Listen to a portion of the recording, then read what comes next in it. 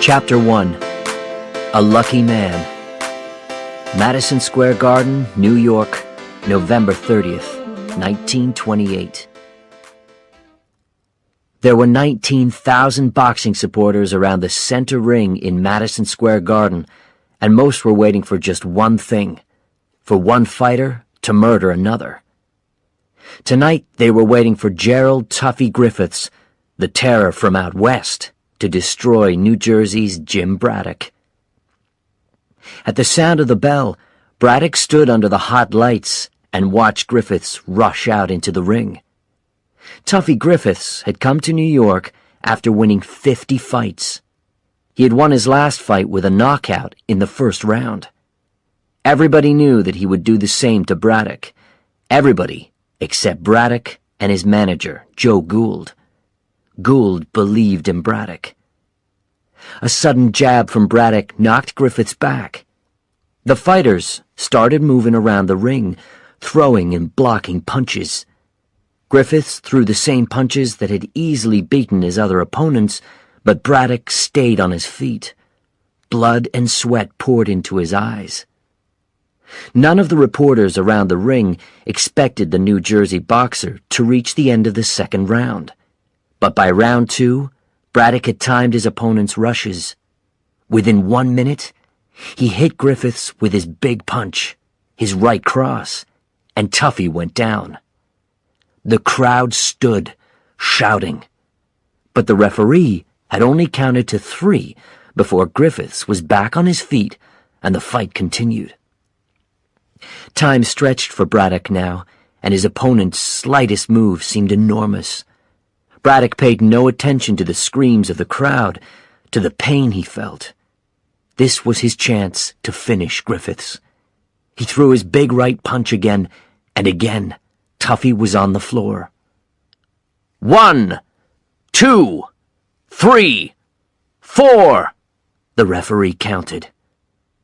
For a second time, Griffiths got to his feet, but Braddock was ready, stepping in close and throwing punch after punch. Then his right hand flew forward and found Griffiths' chin for the last time. The big fighter hit the floor again. He tried to stand, but his legs were like rubber. No more punches hit him, but he went down and stayed down. And from the great state of New Jersey, by a knockout, tonight's light heavyweight winner, Jim Braddock. The crowd was back on its feet. The local boy had won. Braddock had been born in Hell's Kitchen, a poor neighborhood of New York, just a stone's throw from Madison Square Garden. Braddock punched the air in celebration. He looked at the crowd, at the men in their suits and ties, and the women with their fashionable haircuts and expensive clothes. It was Friday night. The world seemed to be having a party, and Jim Braddock's win was one more reason to celebrate. Griffiths was Braddock's 18th knockout since his first professional fight in 1926, his 27th win. The fight organizers had had big plans for Griffiths. After this surprise win, maybe Braddock would have his chance to fight for the title of heavyweight champion. That was every boxer's dream. Inside the ring, Joe Gould rushed out of the corner and jumped onto his boxer's back. Both men looked at the crowd and listened to its shouts. Jim smiled. He was a winner. The tall boxer and his manager stepped out through the side entrance into a crowd of about 100 well-dressed supporters. "Just sign your name for a few of them," said Joe. "Leave them wanting more." "Do you want to sign my name for me, too?" Jim asked his manager with a smile. People crowded around Jim. He liked them. He liked the fact that they loved him. "You win some, you lose some, Johnston," said Joe. Jim looked up. His manager was talking to a big man who had come out of the same side entrance. Jimmy Johnston organized the fights at Madison Square Garden. No boxer fought there without his permission. Johnston and men like him ruled the world of boxing. Tonight, Johnston had wanted Griffiths to win the fight. Braddock was supposed to be an easy win for Griffiths. Jim touched his manager's arm. "Leave it," he said. But Joe continued talking. "Maybe you support the wrong guys. Griffiths was heavier than my boy, and what happened? Jab, cross." "Actually, it was jab, jab, cross," said Jim. He didn't like to see Joe arguing with a man as powerful as Johnston. But the little manager had always supported Jim, and the fighter couldn't let his manager stand alone now. "Jab, jab, cross," repeated Joe. "And then your boy's out. So maybe no one's a loser. Right, Johnston?" Loser. Jim hated that word.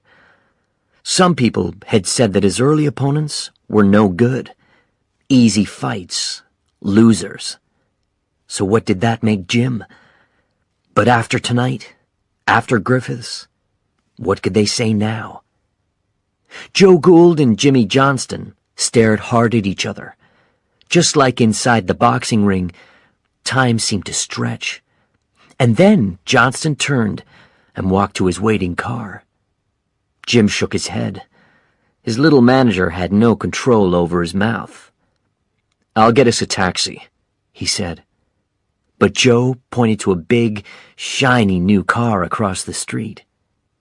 "You have to show you're doing well," he said. The manager organized his life by this belief. Expensive clothes, the best restaurants, and now this car.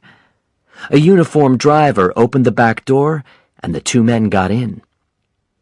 Through the car's windows, New York seemed alive. The city's bright lights shone, and people laughed and talked as they went to shows and clubs. It was an exciting time to live in the city. Tall buildings were going up everywhere, and everybody seemed to be getting rich.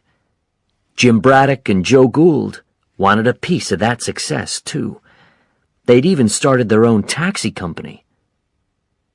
"Let's go to a club," said Joe.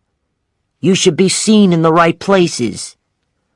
But Jim just said, "Home, Joe."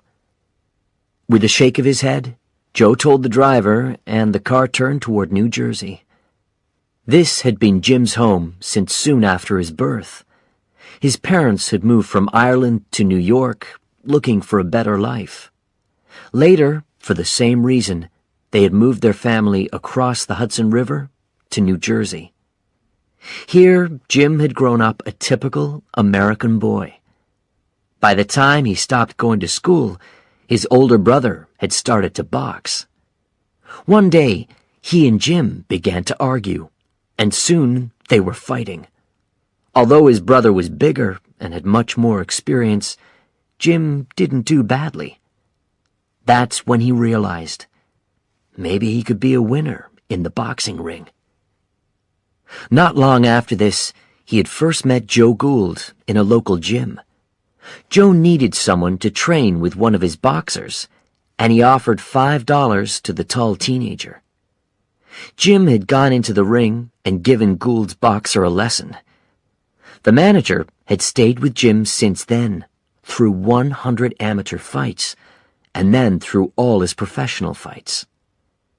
Now the car turned onto Jim's tree-lined street in a nice, quiet neighborhood of Newark, New Jersey's biggest city. Joe pulled some cash out of his pocket and began to count out Jim's share of the prize money. "Do you want to come in?" asked Jim as the car stopped outside his house. "The kids would love to see you." Joe paused. "Are you still married to the same girl?" "I was this morning," answered Jim. "I'll come in another time," said Joe. "And tell her I didn't charge you for the towels." As Jim climbed out, he forced himself not to laugh.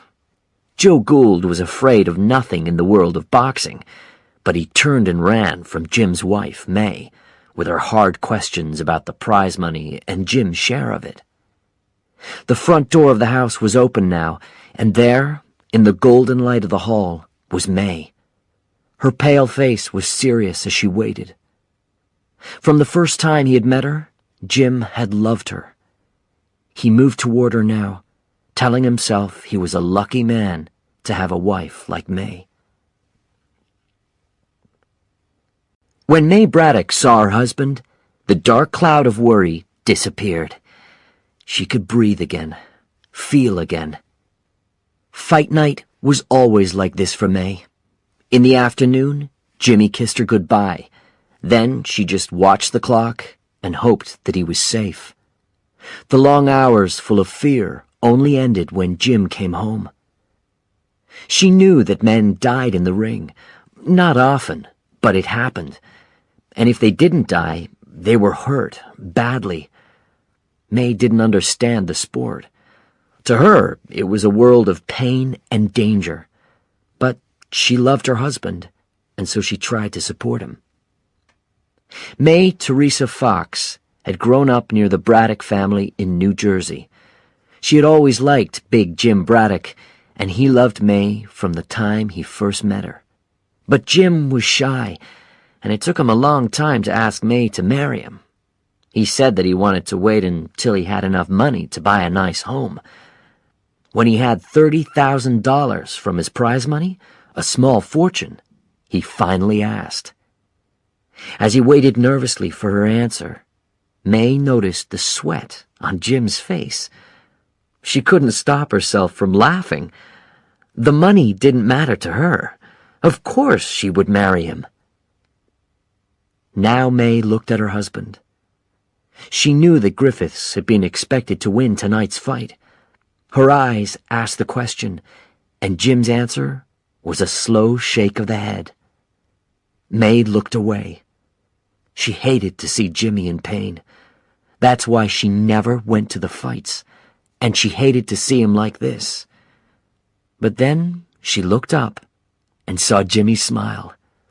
He had won. "I could kill you," said May, kissing her husband. Jim's two sons ran into the hall. They jumped around their father's legs, shouting with excitement. "Daddy, did you win?" cried 4-year-old Jay.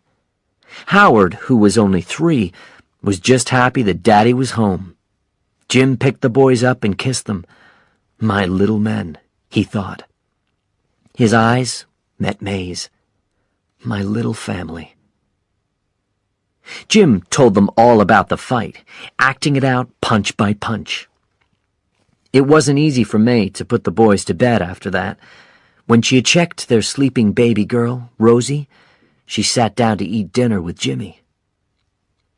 "So, did Griffiths have a big punch?" she asked. "You could come and watch me fight," suggested Jim. But May looked away. "You get punched, and it feels like I'm getting punched. But I'm not as strong as you." She forced herself to smile. "And who wants newspaper stories about me running out from a fight again?" Jim remembered when this had happened. His opponent had knocked him down that day, and May had seen it. Jim still remembered the look of fear on her face. It didn't seem to matter that Jim had won the fight in the end. After that, May bravely continued coming to watch Jim box. He didn't know how painful it was for her until a few fights later. Jim was having a bad night, and he took a lot of punishment. Not able to watch anymore, May had run off before the final bell. A reporter saw her go, and the story was in the newspapers. May never went to a fight again. Now she looked at her husband. "Were there any girls waiting outside after the fight?" "Maybe," said Jim with a smile. May moved around the table. She spoke in a different voice now, pretending to be one of the women. "Oh, Mr. Braddock," she said, "you're so strong. Your hands are so big." May moved in close, and she wasn't joking now when she said, "I am so proud of you, Jimmy." That night, as he got ready for bed, Jim stood in the bedroom of his beautiful home. He looked at their wedding picture. Then he took off the gold cross from around his neck and kissed it, looking at his own face in the mirror. It was the face of a lucky man and a winner. Chapter 2, Hard Times. Newark, New Jersey, September 25th, 1933. Jim Braddock looked through the drawers below the same mirror that had shown him the face of a lucky man. Dressing was quick these days. He just put on what May had washed or fixed the night before. He didn't have to kiss his gold cross for luck. He had sold it years ago. Everyone's luck had gone now, even Jim Braddock's. Something moved outside the window, probably a rat. This was just a part of life when you lived in a single room in a dirty, crowded apartment building. Behind Jim, his 3 hungry children shared a bed in the cold family bedroom. May had hung a blanket across the room to turn one room into 2. He looked again at his and May's wedding picture. In the last few years, they had lost their house and most of their furniture, but they would always have this. In the picture, May looked beautiful. Jim stood next to her, wearing a suit he didn't own now. The couple in the photo smiled, not knowing the hard future that was ahead. But Jim liked to look at the picture every day. It reminded him of the good things in his life. He stepped into the kitchen where May was cooking breakfast. She looked different now, thinner, with dark circles under her eyes. But to Jim, she was still beautiful. "I can't find my socks," he said. "Jim," whispered May, but it was too late. "Mom, I want to eat too," said little Rosie, pushing through the blanket. May began to cut another thin piece of meat. "Sorry," said Jim. Rosie couldn't remember living in a big house, surrounded by nice things with new clothes and plenty of food. The girl climbed onto her father, and Jim held her close to him. He hated seeing his children grow up like this. It was harder than any fight. "We got a final bill," said May, "for the gas and electricity." Jim's shoulders fell. He took down a jar from the shelf where they kept their money for a rainy day. He shook it and listened to the few coins in the jar. "It's clearly been raining more than I thought recently," he said. May picked up 3 dishes and put a thin piece of hot meat on each one. Jim began to cut up his daughter's food. "I'm fighting Abe Feldman tonight," he told his wife. He didn't tell her that Feldman had lost only 1 fight in 19. Instead, he told her what he would earn. $50, more than he could earn in 1 whole week on the docks. May couldn't hide the old fear in her eyes. Since hard times had hit their family and the whole country, she had started to hate the ring with its punishments and its empty promises. "Mommy, I want some more," said Rosie. Jim looked at May and Rosie with their empty plates. "May, I had a dream last night," he said, standing from the table. "I dreamed that I was having dinner at an expensive hotel, and I had a big, thick steak." He put on his old coat. "I had so much food, I'm just not hungry now."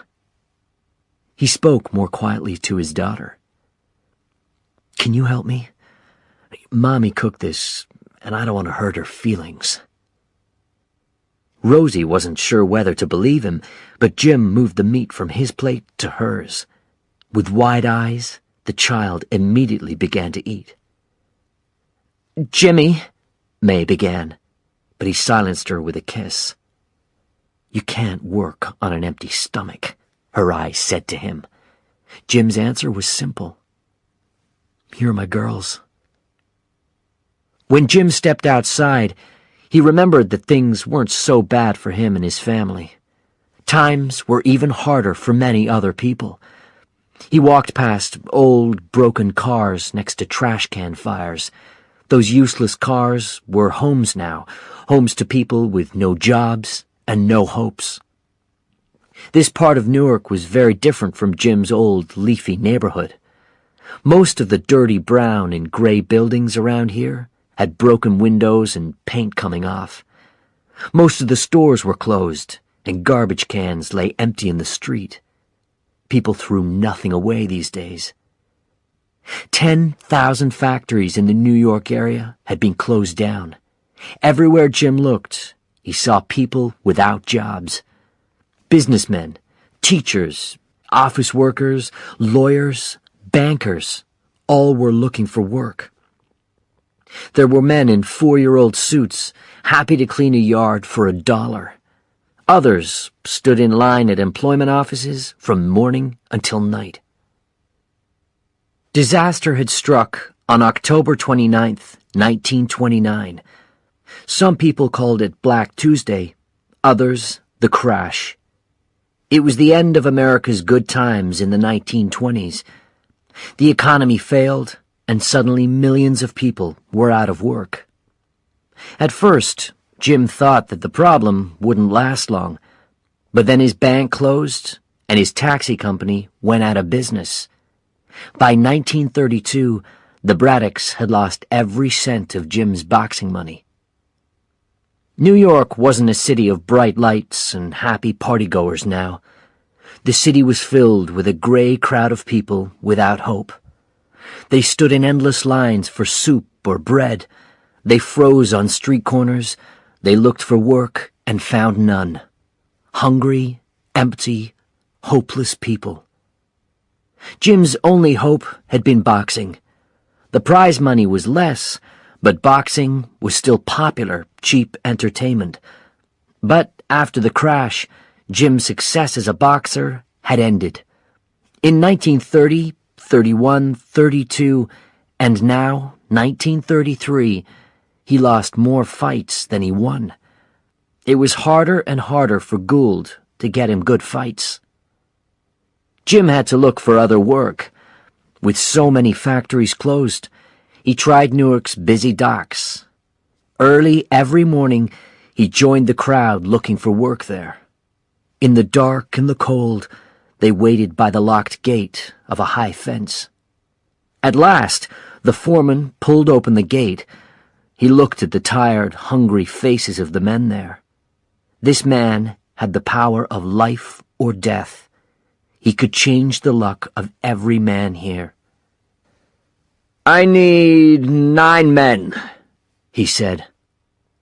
Men began pushing forward. "Me! Pick me!" as the foreman counted out workers. 1, 2, 3. Jim pushed forward too, but then 9. Jim closed his eyes. After all of that waiting, it had ended in less than 30 seconds. He hadn't been picked. "I've been here since 4 o'clock, said a man's voice.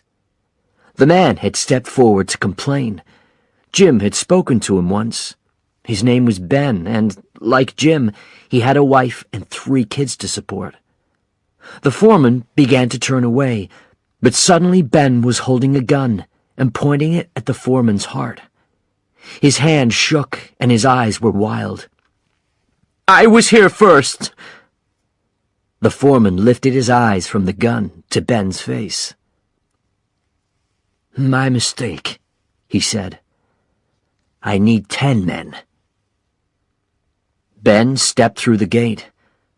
Jim wanted to look away, but he couldn't. Ben had just put the gun away when several men fought him to the ground. That was the end for Ben now. How could he help his wife and kids from prison? Jim spent the whole day walking from place to place, and looking for work, without luck. Hours later, he returned to the apartment building. His 8-year-old son, Howard, was outside. Jim gave his son a smile. How could a young boy understand that 1 in 4 working Americans had no job? An 8-year-old child didn't need to know that. Suddenly, another child ran up to him. It was Rosie. "Daddy, Daddy, Daddy!" she cried. "Jay stole!" Jim carried his daughter to their apartment, where May was standing over their oldest son. The 10-year-old's face was red. Jim put Rosie down. "What's all this about?" Rosie pointed at the meat on the table. "See?" she said. There was enough to feed the family for a whole week. "It's from the butcher shop," said May. "He refuses to say a word about it. Don't you, Jay?" "Okay," said Jim to his son. "Pick it up. Let's go."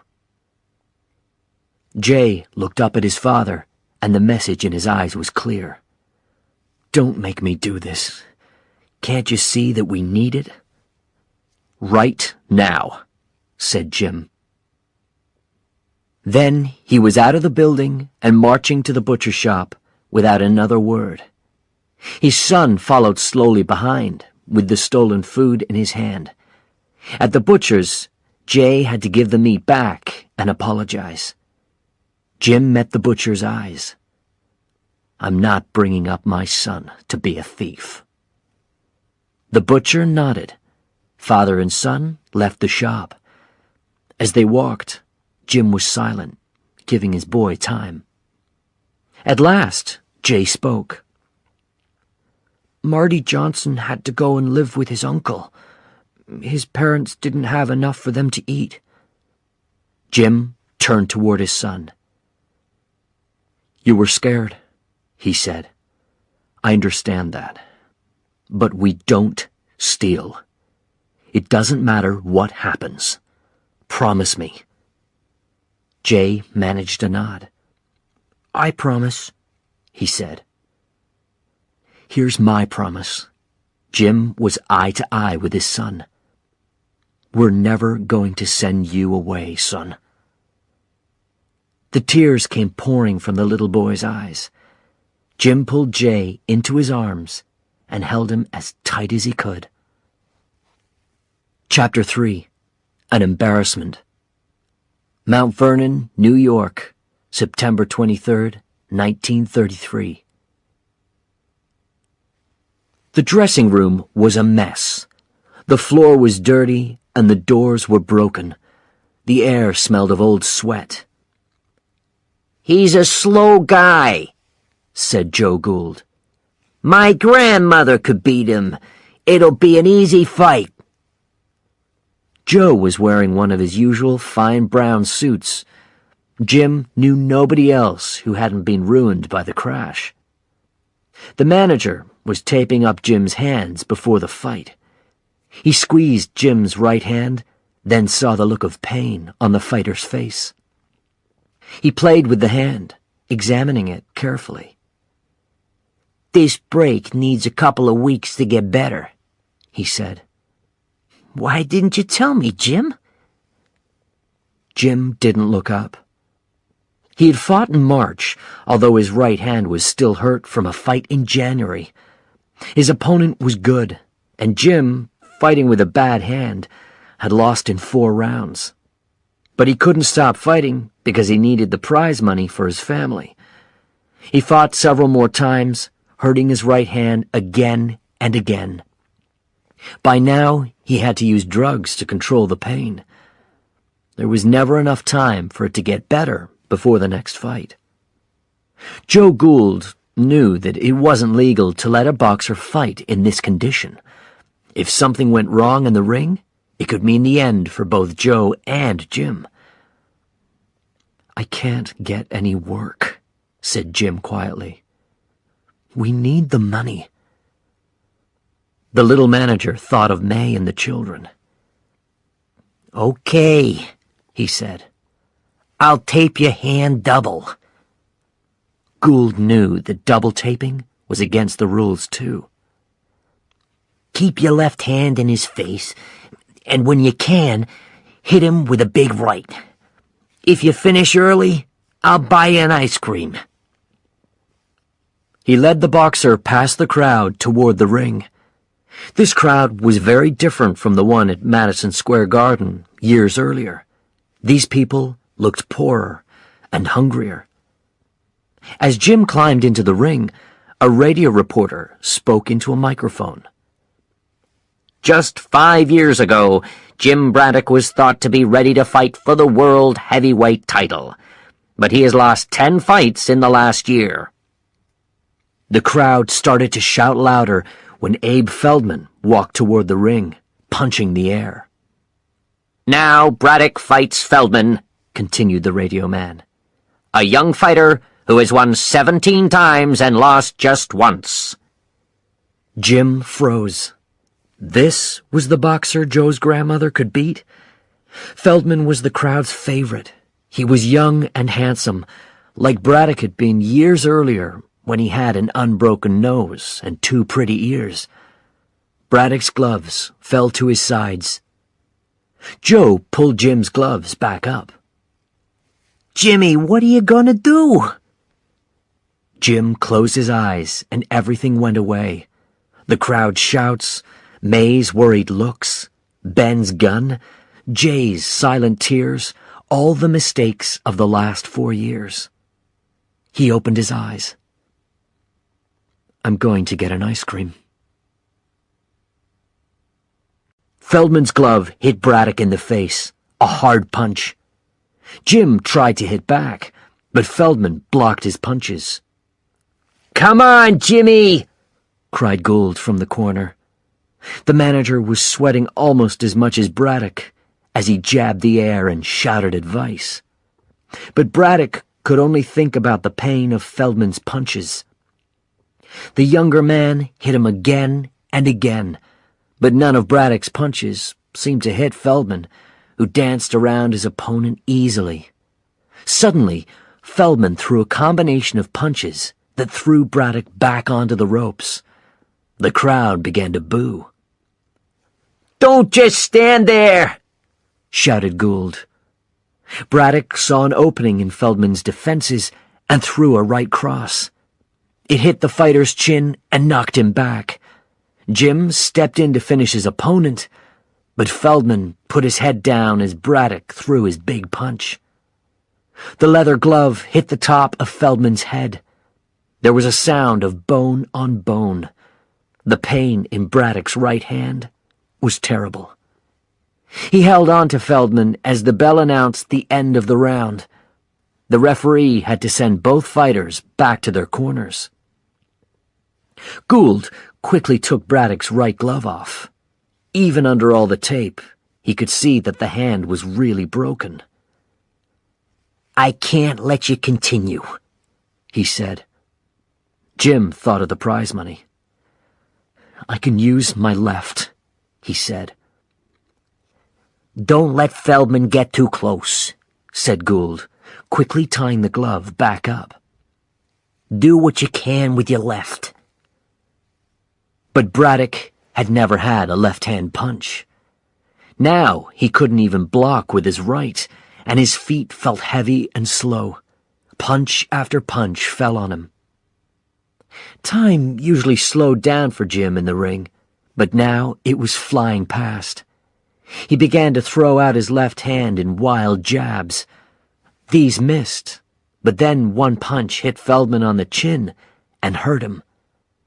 Again, the two boxers held on to each other. The crowd began to boo again and shout insults. "Go home!" Braddock decided that maybe he had one more good right punch in him. He pulled his arm back and threw the punch. It hurt Feldman, but the pain was much worse for Braddock. Under the double tape, his right hand was completely broken. Feldman hit him back, and again, Braddock held on to his opponent. He almost fainted from the pain. The angry boos from the crowd were so loud that he almost didn't hear the bell. An embarrassment! That's what it was. An embarrassment. Jimmy Johnston, the big fight organizer, was shouting angrily at Joe Gould, who was unusually quiet. 30 minutes earlier, the referee had ended the fight, announcing that nobody was the winner because Braddock wasn't fit to continue. Okay, so he's fighting while he's hurt, said Joe. Maybe your fighters can afford to have a month's rest between fights. He almost never hits his opponents anymore, answered Johnston. And now the referee has to stop the fight. A fighter like that keeps the public away. Ticket money will fall. The big man paused. We're taking away his boxing license. Whatever Braddock was gonna do in boxing, he's done it. When Jim heard the bad news from his manager, he couldn't move, couldn't breathe. The dressing room was small and dirty, so Joe led his boxer back into the hall. The lights threw long shadows on the empty ring. Joe began taping a piece of wood to Jim's broken hand. Until you get to the hospital. As he taped the hand, Joe couldn't hold back the memories. All the fights and all the dreams, all the hopes that Jim Braddock would be champion one day. Now those hopes lay as broken as the fighter's hand. Joe cleared his throat. Jimmy, sometimes you just can't change things. I'm telling you, it's finished. The boxer didn't jump up, shout, or scream. He was quiet for a long time. His face was wet with tears. Get me one more fight, Joe, said the fighter. We're down to our last dollar. I'm sorry, Jimmy. After all they had been through together, Joe really was sorry. They'd stayed the best of friends through good times and bad. Now it really was the end. Tonight. This was goodbye. Jim didn't even look up as his manager walked away, leaving him on the seats beside the dark ring. Alone. Chapter 4. A New Life. Oh, dear God. Jim knew that this was the last time he would see this look on May's face after a fight.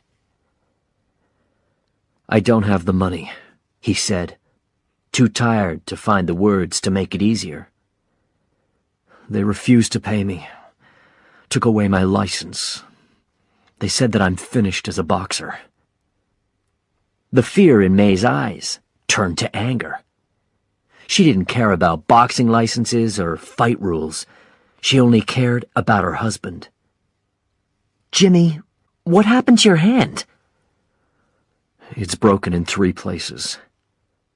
May wasn't thinking about boxing now. If you can't work, we won't be able to pay the bills, buy food. We'll have to send the children to stay with my sister. May, I can still work, Jim said. Get the black shoe polish from the cupboard. Nobody will give me a job if they see this cast on my hand, so we'll cover it up. May saw it in her husband's eyes then. Jim Braddock wasn't going to be beaten. I'll cut your coat so you can put it on over the cast, she said, opening the shoe polish and spreading it on the white cast. Now we just need a piece of steak for your face, Jim Braddock, she laughed. 6-year-old Rosie's face appeared around the blanket.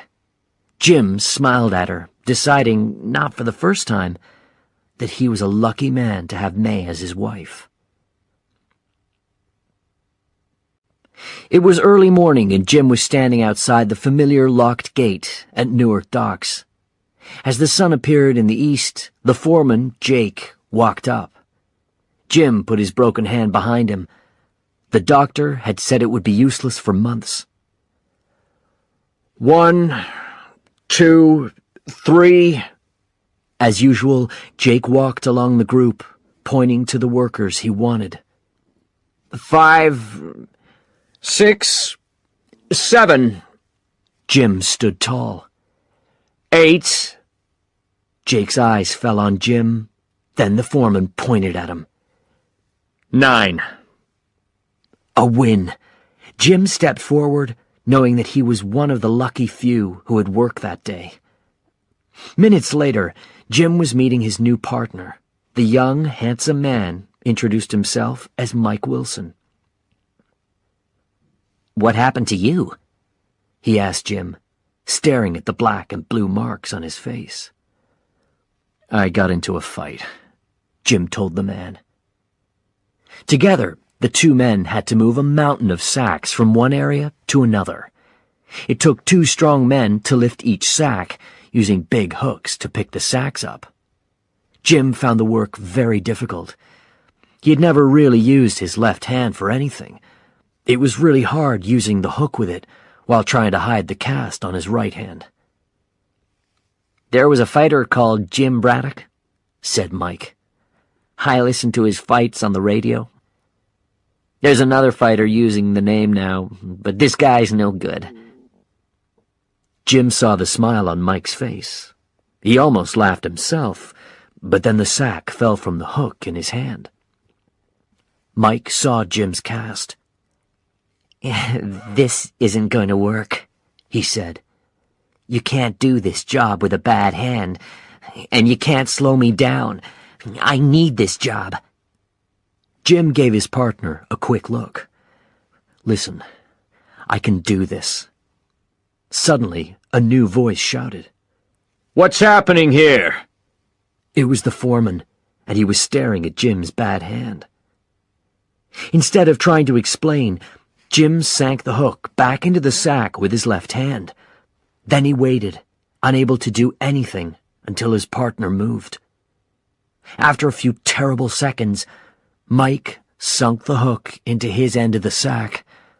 The 2 men lifted the heavy sack together and carried it across the dock. Then they moved for another sack, then another, and another. Jake, the foreman, stood there with arms crossed, watching every move. Finally, he walked away. Jim lifted his face to Mike. "Thanks," he said. It was raining hard, but May didn't move. Her place in this soup line was too valuable. Hundreds of people were ahead of her, but a lot were behind her, too. They were all waiting for free soup and bread from the truck at the head of the line. May held Rosie in her arms. The 2 boys ran around playing. "You need to stand for a few minutes, Rosie," said May. "I don't want to," cried Rosie. "The sidewalk's wet." "Who's making all this noise?" Immediately, Rosie's crying stopped. Her father appeared beside her, big and strong, and with a smile on his face for her. As he lifted Rosie, Jim told May, "I got a job at the docks." May noticed something inside Jim's coat, his boxing shoes. She wasn't surprised to see them. A few boxing organizers in expensive suits couldn't stop her husband from fighting, even if they had taken away his license. "Are you training today?" she asked him. "I was thinking of selling them," said Jim. "Then we can pay the grocer by the end of the week." May didn't know what to say. At last, she said, "Don't take less than $1, Jim." He saw the tears in her eyes. "Go home. I'll stand in line." She handed him the empty pot and took the children home. Jim's eyes followed them, and then he looked forward again, turning his collar up against the wind. The soup truck seemed far, far away, but Jim had become good at waiting. Hours later, familiar sounds greeted Jim's ears. Jump ropes hitting the wooden floors, leather gloves hitting punching bags. This was the gym that Jim had trained in for years. It was the place where he had first met Joe Gould. Even now, part of him wanted to get into the ring and fight. As he entered the gym, the usual smell of leather and sweat hit him. He looked at all the boxers training hard. "Jimmy," said a friendly voice, "have you come to train?" It was Joe Jeanette, the owner of the gym. The old fighter had never been a champion, but he had always been a hero to Jim. A great boxer with quick hands and a knockout punch, Jeanette had been one of the best heavyweights in the country. But he was a black man, and few white boxers agreed to fight him. Jeanette never had the chance to fight for the title, but Jeanette couldn't stay away from the fight game. He had become a referee, and he had opened this gym. He was never too busy to give advice to a young boxer. Jim tried to return Jeanette's smile, but he couldn't. He put the soup pot down and pulled his boxing shoes out of his coat. A few minutes later, Joe Gould stepped onto the gym floor. He was here to see a new boxer, not Jim Braddock. Joe watched as Jim handed his boxing shoes to a young black boxer who paid Jim 10 cents. Then Jim picked up his soup and bread and turned toward the front entrance. Joe Jeanette looked up and saw the manager standing at the back of the gym. His eyes held a question for Joe, but Joe just shook his head and stepped behind the door. "It's better for both of us if Jim doesn't see me," Joe thought. Chapter 5. Broken Promises. Jim sat at the kitchen table, reading out President Franklin Delano Roosevelt's speech from the newspaper. He tried to find hope in the president's words. According to Roosevelt, there was only one thing for Americans to fear: fear itself. May counted out coins from the rainy day jar. Jim's week had become an unending string of gray mornings and sweaty afternoons of hard work at the docks. Jim and Mike worked together every day, and Jim did all the work with his left hand. In the evenings, he had another job, more long, hard work with only his left hand. May was usually asleep on the sofa by the time Jim got home at night. That night, she was woken by the sound of coins dropping into the jar. She saw her husband walk toward their bed.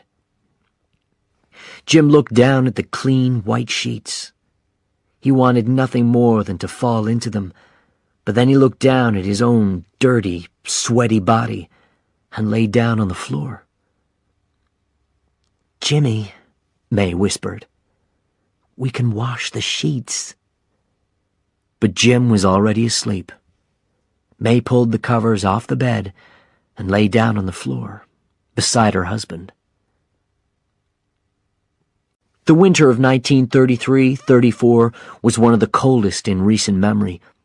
One morning, May and Rosie walked with the boys to school. They were walking back down the snowy street when May saw a shiny new car outside their building. "Mommy, who's the man at our house?" asked Rosie. May walked up to the man, whose uniform showed that he was the gas and electricity man. "Can I help you, sir?" "I'm sorry, ma'am. You haven't paid the bills, and I have to cut your electricity off." The man was in his 30s, but his eyes looked older. "You can't," said May. "We have kids. Please." "If I don't, I'll lose my job," said the man sadly. Work at the docks finished early that day. Jim and his work partner, Mike, started walking around local towns, looking for work. There was none anywhere that day. Tired and cold, they started for home.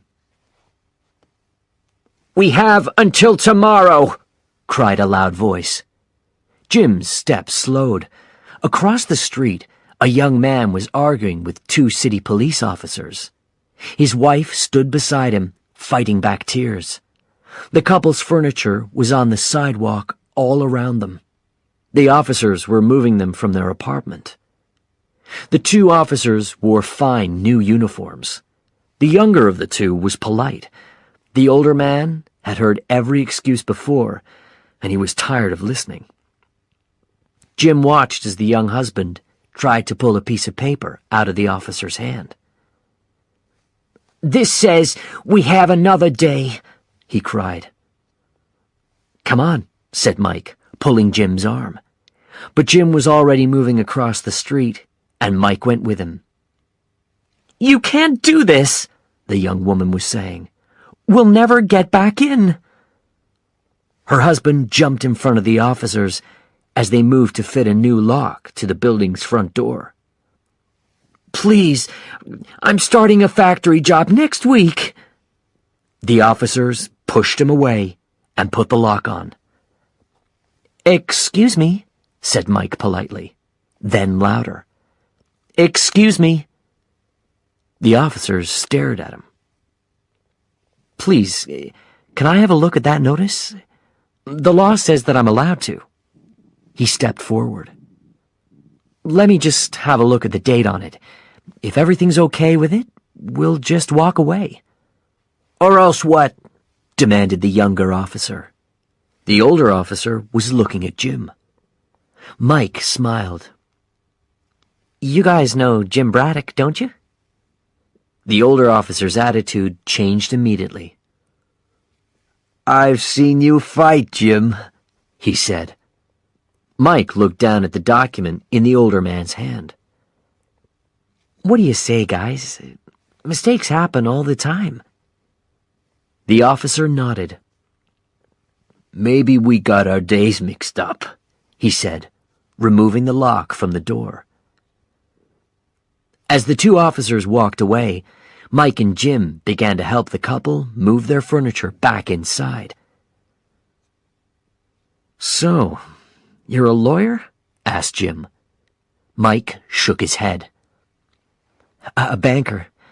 But I hired enough lawyers to have a good idea of the law. It doesn't matter now. I lost it all in 29. He looked Jim in the eyes. "You know, there are people living in Central Park. The government has failed us. We need to organize. Fight back." Jim shook his head. "Fight what? Bad luck? You have to trust that the government will solve things in the end. I like what President Roosevelt says." "Forget Roosevelt!" shouted Mike. "He hasn't given me my house back yet." Jim looked in surprise at the terrible anger in his friend's eyes. The blanket didn't hang in the middle of the room. Now the three children had it around them as they lay in bed. Jim could see their breath in the cold air. Every piece of clothing in the apartment was piled on top of them. He crossed the room and threw a piece of a wooden sign onto the fire in the stove. May emptied the rainy day jar onto the table. She began to push the coins around. $6.70, said Jim, joining his wife. How much would it cost to turn the electricity back on? $33.10, whispered May. If I work 26 hours out of every 24, it still won't be enough. Jim seemed suddenly weaker. He looked at May. Think of all the other guys who wanted to marry you. What happened to those guys? Joked May. Then she squeezed his hand. I married the guy I love. A wet cough from across the room interrupted them. It's Howard, said May sadly. He's been sick since this afternoon. When May woke up the next morning, Jim had already gone out into the terrible cold. She spent the morning trying to keep the children warm, burning pieces of wood they had taken from signs in the street. Howard lay close to the stove, his face red with fever. Fighting back the tears, his mother held a glass of water to his lips. The boy was getting sicker. Not wanting her children to see her cry, May rushed out of the door and stood in the snow. Bitter tears ran down her face. She cared only about keeping this family together. Jim was killing himself, trying to do this, but it wasn't working. Now they had lost their heat and electric power. May knew what she had to do. She rushed inside to dress her children warmly for the trip across the river to New York City. As Jim stepped through the door, the apartment was as cold as the air outside. He met silence. No little bodies ran to him with open arms. By the stove, May sat alone, staring into the dying flames. She couldn't meet his eyes. Howard was getting worse, she explained. Then Rosie started to get sick. Where are they, May? The boys are at my father's house. Rosie's going to stay with my sister. We can't keep them warm, Jim. Jim's emotions were almost too strong for words. Fear, sadness, anger. He pointed a finger at May. You don't decide what happens to our children without me. May stood and held his arms. Jimmy, if they get really sick, we don't have the money for a doctor. If you send them away, this has all been for nothing, he said angrily. It means that we lost. He shook May's arms off. I made a promise to Jay. Do you understand? I promised that we would never send him away. Without another word, he turned and walked across the freezing room and out of the door. Later that afternoon, he stood at the wooden counter of the Newark Relief Office. An unsmiling woman counted out $12.80, which she placed in a white envelope. Jim's hand shook as he signed for the money, trying not to blame himself for what he had done. Ashamed, he put the envelope into his pocket. He pushed his way through the unhappy crowd. They were lawyers and dock workers, teachers and factory workers, bankers and builders. Now, unable to earn money themselves, they were here to receive money from the state. Some were so ashamed that, like Jim, they looked only at the floor. Others looked straight ahead with empty stares. After Jim crossed the river to Manhattan, he walked past all the homeless people in the city who seemed to have no hope. The story was the same everywhere. No work, no money. At last, Jim reached the streets around Madison Square Garden. There were no bright lights now, no people in expensive clothes waiting outside. Instead, homeless people searched for anything they could use. Jim went to the familiar side door. The sign for the next fight showed two boxers standing with gloves up. Jim remembered when his picture had been on signs like this. He remembered the fight with Tuffy Griffiths, the dream of that night when the future looked bright for Jim Braddock. But then another, less happy memory came to mind. The fight against Tommy Lofrin. It was July 1929, just 4 months before the crash. Jim was fighting for the title of light heavyweight champion, but it was the fight that turned Braddock into a boxer of failed promise. The New York crowd had wanted Braddock to win, and the fight had started well, too. But things changed in the second round. Lofrin began to dance around the ring, dodging Braddock's punches easily. He discovered Braddock's biggest weakness: no left-hand punch. In the rest of the fight, Braddock had hit the champion with a few good punches, but it wasn't enough. The judges all decided that Lofrin was the winner. The newspapers weren't kind to Braddock, who had looked slow in the last 3 rounds. His dream of winning the title seemed to be at an end. Now, years later, Jim stood in the shadows in Madison Square Garden and said the same words that he had said after the Lofrin fight. I don't know what went wrong. He opened the side door and started up the stairs. The climb to the Madison Square Garden Boxing Club was the hardest of his life. The club was a place where the rich moneymakers of New York's boxing world could relax and do business. It wasn't high above street level, but it was like another world. At first, nobody noticed as Jim Braddock walked into the smoky room. He went up to two men in the center of the room. Mr. Allen, Phil... The men looked up at the fighter. Others noticed, and conversations around the room died. Jim cleared his throat. I'm here because we can't afford to pay the heating bills. We had to send our kids away. I just need enough money to get my children back. Jim took off his hat and stretched it out. The whole room was silent now. Mr. Allen put his hand in his pocket. Sure, Jim. He placed a few coins into Jim's hat. Thank you, replied Jim. Then he offered his hat to the others around the room. Everybody gave some money, even Jimmy Johnston, the man who had taken away Jim's license. Finally, Jim stopped in front of Joe Gould. I'm sorry, Joe, he told his old manager. What do you have to be sorry about, Jim? Said Joe. How much more do you need? $1.50, I think, whispered Jim. Joe placed the exact amount in Jim's hat.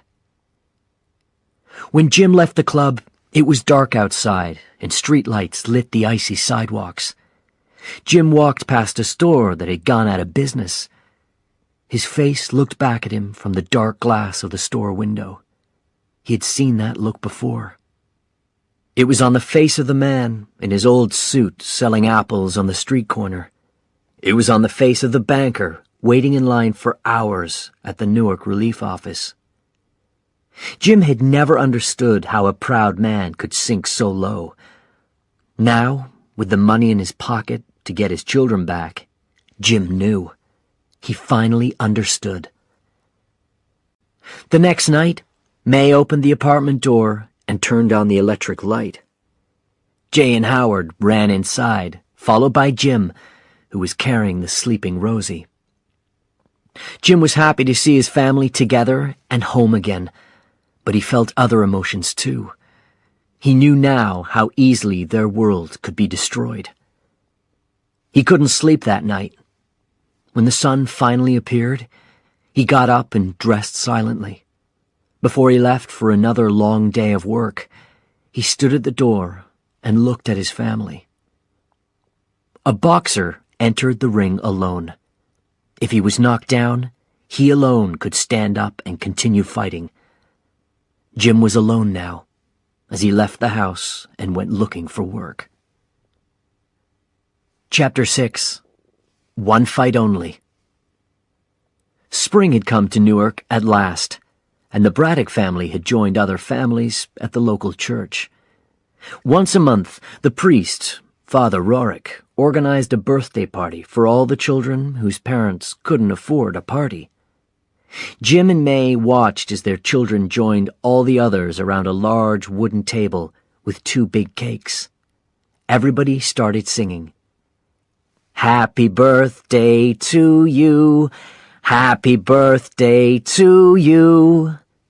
Jim put his hand around May, happy that the cast was off at last. When it was time to sing the names, the different families all sang a different name. Happy birthday, dear Jay, sang the Braddocks. Happy birthday to you. Howard pulled his father's arm. It was better when we had our own cake, he said. Father Rorick heard him. Do you know I boxed your father a long time ago? Howard couldn't believe it. He looked at his father in surprise. You hit Father Rorik?"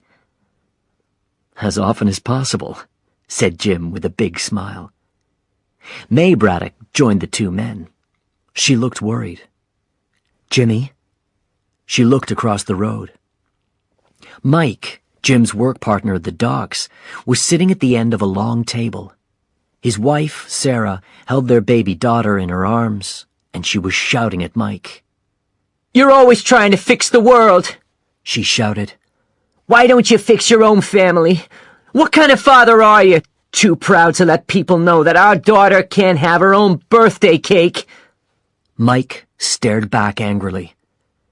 "Are you joking, Sarah?" Everybody watched the argument.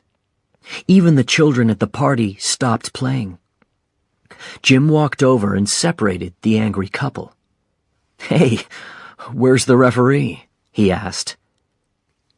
"This is between husband and wife, Jim," Mike said angrily. "How can you call yourself that?" cried Sarah. Mike jumped up angrily, and Jim stopped him with a strong hand in the middle of his chest. "Calm down, Mike," he said. "Have a rest." But Mike couldn't calm down now. He pushed Jim. "There's no need for this," said the boxer. "Jim Braddock, big fighter," said Mike, and he threw a punch at his work partner. Jim knocked it away and then held Mike's arm. "Mike, I don't want to fight you," he said. "You couldn't do it in the ring," said Mike angrily. He rushed at Jim again. Jim pushed him to the side, and Mike fell, hitting his head on the sidewalk. "Jim, no!" screamed Sarah. As Mike got to his feet, blood ran down his face. Sarah went up to him, still holding their baby. Mike pushed her away. "Leave me alone," he said to her, and Jim. He turned and ran down the street. When he had gone, Sarah turned to Jim. Tears poured down her face as she cried. "He wasn't going to hit me, Jim."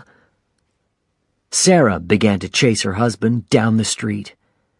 Jim looked up at May, who had tears in her eyes, too. "Why was it so hard just to come over for cake?" she asked. "Maybe he just needed a little time," said Jim angrily. "It's not always easy. Maybe he just needed a little time." May shook her finger at him. "Not at me, James Braddock," she cried. "Do you hear? I know it's hard, but don't get mad at me." Jim returned from work one afternoon and found his children playing in front of the apartment building. Rosie looked up at him. "Teach me how to fight," she said. "I can't," said Jim. "I'll get in trouble with Mommy." Rosie just looked at her father with the same stare that May had. Jim couldn't say no to that look. "Okay," he said. "It's all about how you hold your body. Put your right hand here and your left here." Jim positioned her until she was standing like a little boxer. Then she threw a punch, which Jim caught in his big hand. "Look at that!" he cried. "You have a better jab than I did." As he and Rosie laughed, a familiar car stopped outside the building. "You're a brave man," called Joe Gould. Jim smiled. "Not really. May's at the store." Rosie, who wasn't yet finished with her boxing lesson, threw another punch. It hit Jim right on the chin. "Okay, Rosie," he said. "Good punch. Now go and box shadows while I talk to Uncle Joe." Jim looked at the manager's fine new suit. "Still looking fashionable, I see," he said. "You have to show you're doing well," answered Joe. He gave Jim a friendly punch on the arm. "Good to see you, Jimmy." Then, "I've got you a fight." Jim wasn't sure. What about my boxing license? The organizers will let you fight one time only, said Joe. Jim asked the most important question. How much? $250, Joe replied. You're on the big show at the Madison Square Garden Bowl in Long Island City. He paused. Tomorrow night. Jim turned and walked away. He couldn't believe that his old friend and partner would play a joke like this on him. Joe chased after him. You fight Corn Griffin, Jimmy, the #2 heavyweight in the world. He needs a fight before he boxes for the title. Jim's eyes were dangerous. Joe, this isn't funny. No one's trying to be kind to you. Griffin's opponent got cut and can't fight. They needed someone they could throw in the ring immediately. Nobody will take a fight against Griffin without training, so... Joe looked away. I told them that Griffin could knock out a guy who has never been knocked out before. You're me, Jimmy. They just need somebody to stand in that ring and be knocked out. Finally, Jim smiled and put a hand on Joe's shoulder. Then he looked his manager in the eye. Joe, for $250, I'd fight your wife.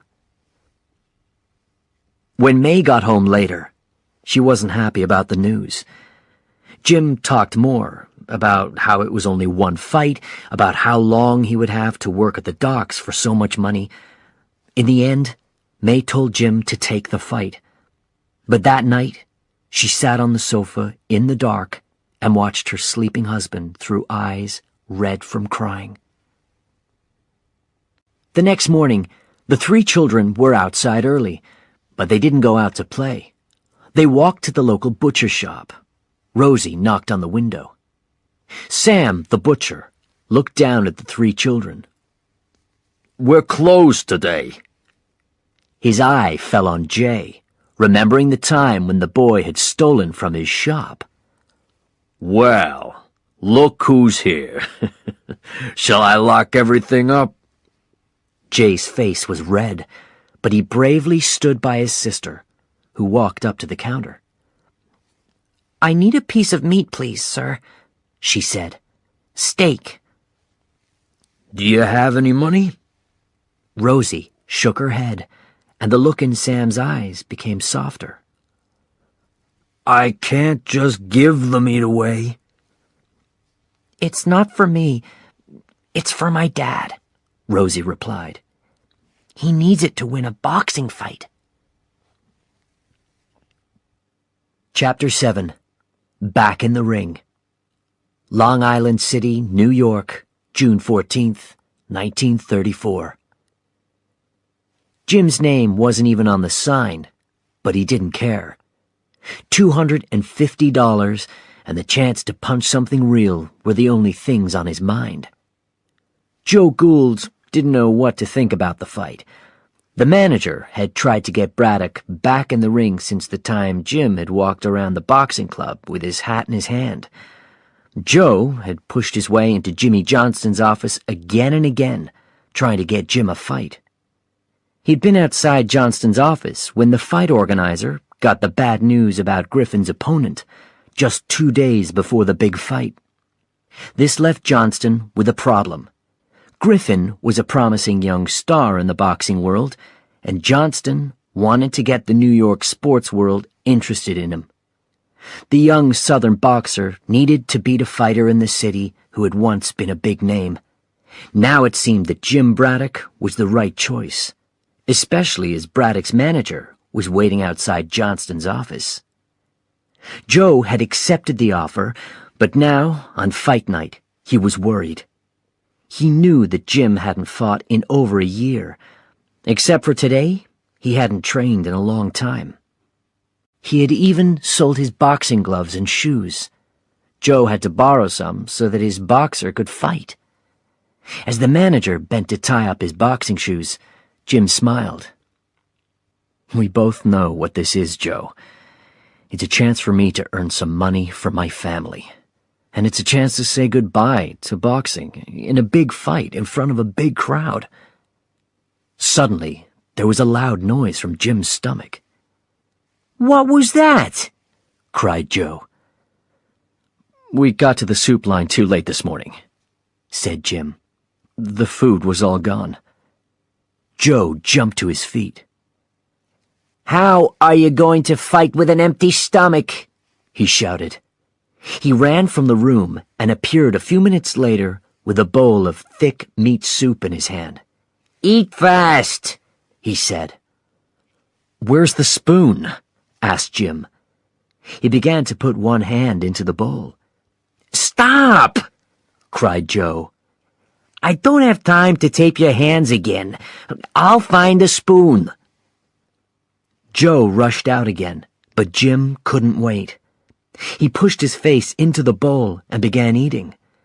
He didn't notice the changing room door opening. "I don't believe it. Am I seeing a ghost?" said a voice. Jim looked up, with food on his chin. A young man at the door was giving Jim an unpleasant smile. "Isn't that James J. Braddock? When I saw the name, I thought it must be a different guy." The man stepped into the room and took out a reporter's notebook. "How's your right hand now, Jim?" Jim's eyes narrowed as he recognized the reporter. He said the man's name. Sporty Lewis. Jim remembered what Lewis had written about his fight with Tommy Lofrin. He repeated the reporter's words to himself. Lofrin destroyed the unskilled New Jersey fighter. The fight was a funeral with the body still breathing. Lewis saw the look in Jim's eyes and stopped smiling. "I don't fight the fights, Braddock. I just write about them." Jim stepped up to Sporty, toe-to-toe and eye-to-eye. "Save that garbage for your readers," he said. Suddenly, the door opened, and an official pointed at Jim. "It's time," he said. Jim left the room, keeping his eyes on Sporty Lewis's. Sporty stared after him, pale and shaken. "That guy?" he said to the official. "What a loser." Minutes later, Sporty was back in his seat by the side of the boxing ring. A young reporter next to him asked, "Who's Jim Braddock?" "Get your pencil out, kid," Sporty Lewis said. "I have your story for you. The walk from the changing room to the ring was the only time tonight that Jim Braddock was seen on his feet." "In this corner, Corn Griffin!" Griffin jumped to the center of the ring and lifted his thick arms above his head. The tall young boxer wore a confident smile on his face. He was young and powerful, a natural heavyweight with long arms and a big punch. "And in this corner, from New Jersey, Jim Braddock!" The crowd were silent. When the bell rang, Griffin came out punching hard and fast. Braddock danced and dodged, doing everything possible to keep away from Corn's powerful punches. After 30 seconds, Braddock decided that this fight was a bad idea. His opponent had trained hard and was ready to fight. He timed his jabs and punches to Braddock's body perfectly. Jim's only goal now was to finish the fight without getting hurt. He had to be able to work at the docks the next day. Suddenly, a big left-hand punch from Griffin hit Braddock on the side of the head. He went down. As he lay there, the clocks seemed to stop. "Braddock's down!" cried the announcer over the crowd's boos. 1, 2, 3, counted the referee. Braddock tried to get to his feet. 4, 5, 6. Braddock was on one knee, but the referee continued counting. Get up and use your left, Gould called to his fighter. Finally, Braddock stood. The referee walked over to him and checked his eyes and the cut in his mouth. "It's finished, Braddock," he said. Braddock looked across the ring at his opponent and joked, "He doesn't look so bad." But the referee began to lift his hand to end the fight. Jim held his arm with two gloved hands. "Please, let me fight." The referee paused, looking hard at Jim, and then he stepped to the side. The fight could continue. Griffin was waiting to continue his attack. Braddock answered one punch with a left-hand jab. It didn't hurt Griffin, but Jim was surprised that he could throw a left-hand punch at all. In the second round, Griffin continued to chase Braddock around the ring. The young fighter wanted to win by a knockout, and Jim had to keep moving to dodge Corn's punches. At the end of the round, Jim sat heavily in his corner. Joe poured water in the fighter's mouth. When it ran out again into the waiting bucket, it was pink with blood. Jim hardly heard his manager's words, though they were screamed into his face. "He's half a step behind you," shouted Joe. "Move to the side and see what happens. Hit him with two jabs, and then the big punch." The bell rang for the third round. Braddock moved out of his corner slowly. Griffin came out punching. Remembering Gould's advice, Braddock moved his shoulders to one side. Griffin didn't see the move, and Braddock hit him with a right that sent Griffin to the floor. The referee started counting. "That's it!" screamed Gould. The little manager started to dance and throw punches in the air. 3! The referee's count continued. Joe's eyes, shining with happiness and surprise, met Jim's. "Where have you been, Jimmy Braddock?" Griffin was back on his feet, but now Jim was the one moving with confidence. Braddock rushed forward, throwing punch after punch. Gould was screaming. "That's it! Send him home! Send him back south or wherever he comes from!" The punches didn't stop. They fell like rain on the soup line, like snow on the Newark docks. Finally, Braddock delivered a hard right punch and stepped away. The crowd just watched as Griffin fell forward. He landed on the floor and stayed there. In the silence that followed, Jim saw Sporty Lewis next to the ring.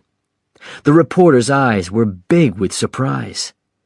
The next second, the crowd went wild. "I can't believe it," the radio announcer was saying. "Corn Griffin, the number 2 challenger for the heavyweight title, has been knocked out by Jim Braddock in the third round." Before he left the dressing room with Joe Gould, Jim finished the bowl of food. "Imagine what I could do if I had steak," he joked. On their way out, they paused to watch the end of the evening's main event. The heavyweight champion of the world, Primo Carnera, was defending his title against a strong, young boxer called Max Baer. Baer's punch was so powerful that he had once killed a man in the ring. This was the fight the crowd had really come to see. In the last round of the fight, Max Baer's powerful punches were falling on Carnera without end. Carnera fell to the floor. "Imagine a punch like that hitting you," Joe said. Carnera was an enormous man, but Baer was much faster. All night he had danced and dodged Carnera's fists. Now, Carnera was bloody and beaten as he got to his feet, holding the rope with one glove. Baer just laughed at the defending champion, knocking away his weak punches easily. "Primo Carnera has been knocked down 11 times, the radio announcer was saying. and Max Bear looks sure that he will be the next champion." Carnera moved his tired body toward his opponent for a final attack. The challenger waited patiently with an ugly smile on his handsome face. When Carnera reached the center of the ring, Bear decided to end the fight, throwing punch after punch at the champion. It was so terrible that even Joe couldn't watch. Chapter 8. A Second Chance. Jim stepped out of the car in front of his apartment house. "Are you sure you won't come in and say hello?" he asked. "Are you still married to the same girl?" asked Joe. Jim gave the usual answer. "I was the last time I looked." Joe smiled. "Good night, Jimmy." The car drove off, and Jim stood outside the building. The Braddocks had sold their radio, so May and the kids didn't know the result of tonight's fight. The door opened, and Jay, Howard, and Rosie looked up at him with hopeful faces. May stood silently. "I won," he said. The children screamed and rushed toward him. Rosie pulled on his arm. "Daddy, Daddy, you have to see what I got you." She ran to the icebox. "Put it on your eyes," she said, pushing a thick steak into her father's hands. Jim looked at the meat. "Where did you get this?" "They all went to the butcher shop," said May. "I tried to take it back, but the butcher says he gave it to her." "It's a steak," said Rosie. "It'll fix your face." Jim held the thick steak up. He could almost smell it, hear it cooking. He went down on his knees to speak to his daughter, fighter to fighter. "Rosie, we have to eat this." But Rosie shouted, "No! You have to put it on your face." Jim knew that it was useless to argue. He lay back and placed the cool steak across his eyes. He waited a few seconds and then lifted one edge of the meat. Jay turned to his mother. "Do the announcer's voice, Mom." "Come on, May," said Jim with a smile. "Do the announcer." May's voice became loud. "Introducing the holder of the amateur title for light heavyweight and heavyweight, from New Jersey, the future heavyweight champion of the world, James J. Braddock!" These last words were shouted. The kids went wild, laughing and jumping around the room. Jim took the steak from his face. "This really worked," he told his daughter. "Let's eat." He crossed to the stove and started cooking the meat. Soon the sound and the delicious smell filled the apartment. "Jim," May whispered, "is it really just one fight, or are they letting you back in?" Jim kissed her head. It was just the one fight. Relief swept through May.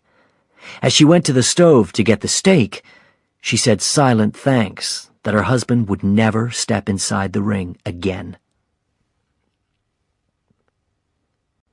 The early morning walk to the docks was the same as usual, but Jim felt different. His body ached, but his steps were quicker than they had been in months. He joined the group of men at the fence. Finally, the foreman Jake appeared and began pointing to men. 6, 7, 8. Jake's eyes passed Jim, then returned to him. The foreman said Jim's name, and everybody turned to look. 9. Jim closed his eyes in relief. As he passed through the gate, Jake said to him, "I listened to the fight last night." He took out his newspaper. Jim's eyes ran over the words. Braddock knockout over Griffin in 3. Jim shook his head, not believing it. A few men crowded round to hear what he had to say. They seemed surprised that he had come to work today. "It was one night only," explained Jim. "My share was $125. We had bills of $120 to pay. That left me with $5. Jake laughed. "That makes you a rich man." Then he said seriously, "Good fight." Jim could see that these men around him, with their old clothes and tired faces, had found hope watching him fight. He had fought something real, something he could see. They all wished for that chance. He joined his partner, Mike. Words weren't necessary. The two picked up their hooks and began to work, moving the heavy sacks. "Why didn't you tell me you were going to win again?" said Mike. "I didn't put any money on you." Mike smiled, but it wasn't the smile Jim remembered. It was tired, less happy. "Come on," Mike said. "Talk me through that last round." Jim started describing the events of the last round again. Since the cast had come off his arm, he worked with both hands. Without thinking, he moved the hook to his left hand and continued working with smooth, strong movements. A week later, May was walking back from the stores with Rosie when she saw a shiny new car drive away from their apartment house, Joe Gould's car. She found Jim standing in the yard behind the building. He looked so happy, so handsome and confident in the sun, with his square chin and his bright eyes up to the blue sky. Then he turned, and May felt her heart stop. She saw it in his eyes, the old excitement. "Joe was here," said Jim. "He thinks they'll let me box again." It was hard for May to speak. "You said it was one fight." "It's my chance, May, to make you and the kids proud." May fought to control her fear and anger. "I am proud and grateful, but what would we do if something bad happened to you? Something worse than a broken hand, so you couldn't work?" She couldn't even tell her worst fear. What will happen if you're killed? "What would happen to us?" demanded May. "To the children. We're hardly managing now." Jim shook his head sadly. He waved a hand at the broken building, the empty yard. Couldn't she see? He was already killing himself. And for what? A few coins at the end of a long day's work? "I have to do better than I'm doing," he replied. May stepped closer. "Things are better now. Please, Jim." He wanted to take her in his arms, but he stopped himself. He had to think about the family's future. The strength was clear in his voice. "I can still take a few punches. At least in the ring, you know who's hitting you." May felt helpless as she watched him walk to the building's dark back door. "This isn't over, James Braddock," she promised. The next morning, Jim left early for the gym. May left the apartment house too. She took the kids to her sister's house, and then she crossed the Hudson River to New York City. She was going to the small part of the city known as the Upper East Side. It was an area of beautiful houses, expensive apartment buildings, and fine hotels. Some of the richest people in the country lived on the blocks along the city's Central Park. 2 streets away, the buildings weren't quite so beautiful, but they were still home to wealthy people. In front of each apartment building, a uniformed doorman stood guard. When she reached the tall building, she looked up, trying to guess how many floors it had.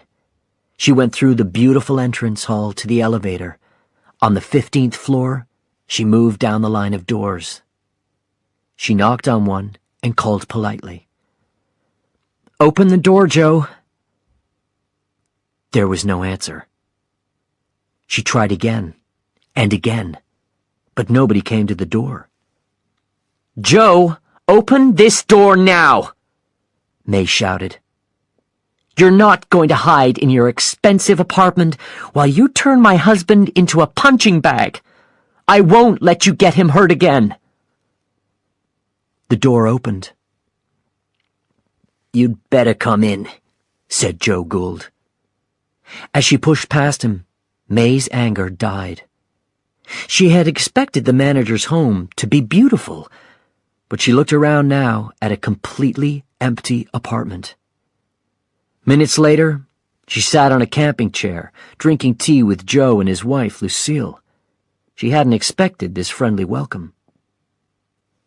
"Sorry," said Joe, pointing to the door. "People have to think you're doing well." "I thought," said May. "That's the plan," said Joe, touching his fine brown suit. "Show people you're doing well, even if you're not. We sold the last of the furniture last week," he continued, "so Jimmy could train." "Why?" May asked. "Sometimes you see something in a fighter, something to hope for," answered Joe. "Jimmy's what I hope for." May shook her head. "This is crazy. You don't even know if you can get him a fight, do you?" "I'll get him a fight," Joe said, "if it's the last thing I do." Chapter 9. Not the Same Guy. The gym owner, Joe Jeanette, looked pleased. "You've been training, Jimmy." "I've been working, Joe, not training." "Show me what work you did." "I was lifting sacks at the dock," explained Jim. "We used a hook, like this." He showed the movement. "That's the perfect punching exercise," said Jeanette. "You've been getting a powerful left hand, and you didn't even know it." In the next few weeks, Braddock trained hard. After all those months of hard work, it was like a vacation to train with Jeanette. But the trainer pushed him hard. Every week there were new exercises, new skills to learn, and practice. While Braddock worked at the gym, Joe Gould was busy in other ways. At Madison Square Garden, he walked into Jimmy Johnston's office and sat down. "You're going to arrange a fight between Jim Braddock and John Henry Lewis." Johnston looked up from the papers he was signing. "Now why would I do that?" Joe smiled confidently. "Lewis is number 2 in line to fight for the heavyweight title, and he's already beaten Braddock once before. So put Braddock against Lewis. If Lewis wins, your boy has had a good practice fight before his next opponent, and you make some money. If by some chance Braddock beats Lewis, you have a people's favorite, which means you make more money. Whatever happens, you're richer with Braddock back in the ring." Gould sat back. "So what do you say?" As soon as he got an answer, Joe rushed back to the gym. "I got you a fight," he told Jim from the ropes. "You're going to fight John Henry Lewis again." Jim climbed out of the ring. "I could kiss you." Joe took a step back. "Please, don't." The manager became suddenly serious. "I won't lie, Jimmy. You're in this fight because you're meat. But if you win it, I can get you another one. If you win the next, then everything changes." Jim understood. He turned toward the heavy punching bag. "Jimmy!" Joe called. Jim turned and saw the old fire in his manager's eyes. "Win," said Joe. It was the afternoon before the fight. Jim was still at home. "I know this isn't what you wanted," he said softly to May. "But I can't win if you don't support me." May put the pile of clean clothes down and stepped up to her husband. "I always support you," she whispered. While their parents were kissing, the three children took their chance to run out of the apartment. They walked through the small crowd that stood outside the building. Soon, they stood again in the butcher shop. "What can I do for you today?" Sam the butcher asked. "My dad's fighting a man who beat him badly once before," said Rosie anxiously. "What kind of steaks do you have?" Down the block, Jim stepped out of the apartment house and was met by a small crowd of neighbors. "We're all supporting you," said an old man. "Take him down, Jim!" cried another. Suddenly, a familiar face appeared in front of Jim. Mike Wilson. They shook hands. "I put some money on you," Mike said. "Mike, everybody expects Lewis to win," said Jim. But Mike just gave a confident smile. "Do you need some help in your corner?" he asked. Jim shook his head. "I have my regular guys for that. You know how it is, Mike." Mike's shoulders dropped, but he tried to laugh. "Sure I do, Jim. Now go and win the fight." The powerful jab pushed Braddock back against the ropes. John Henry Lewis was a young black boxer with quick hands and a lot of skill. His perfectly timed combinations of punches pushed Jim onto the ropes again. "Lewis is here to repeat his win over Braddock," said the radio announcer. For 3 rounds, the two fighters danced around the ring, looking for the other man's weak areas. Then, in the 4th round, the fight became serious. The fighters went toe-to-toe, refusing to step back. In his corner at the end of the round, Lewis looked confused. "You beat this guy easily last time," his manager screamed. Lewis just shook his head. "He isn't the same guy." In the opposite corner, Gould checked Braddock's face. The boxer was tired and breathing hard, his body covered with sweat. "He's even faster than I remember," said Jim. Gould spoke into the boxer's ear. "He's fast, but he'll be slower after a few more punches. Watch him, he always moves to the right." Both fighters started round 5 like mad animals. Leather gloves flew, and neither man backed away. Suddenly, Braddock hit his opponent with a powerful cross, and Lewis was down on one knee. When the fight continued, Lewis wasn't able to protect himself, letting Braddock knock him back onto the ropes. In the end, the judges gave the fight to Braddock. Some sports reporters said that he had deserved to win. Others said he had just hit Lewis with a few lucky punches. As Joe Gould gave Jim his share of the prize money, he said, "Take care of yourself.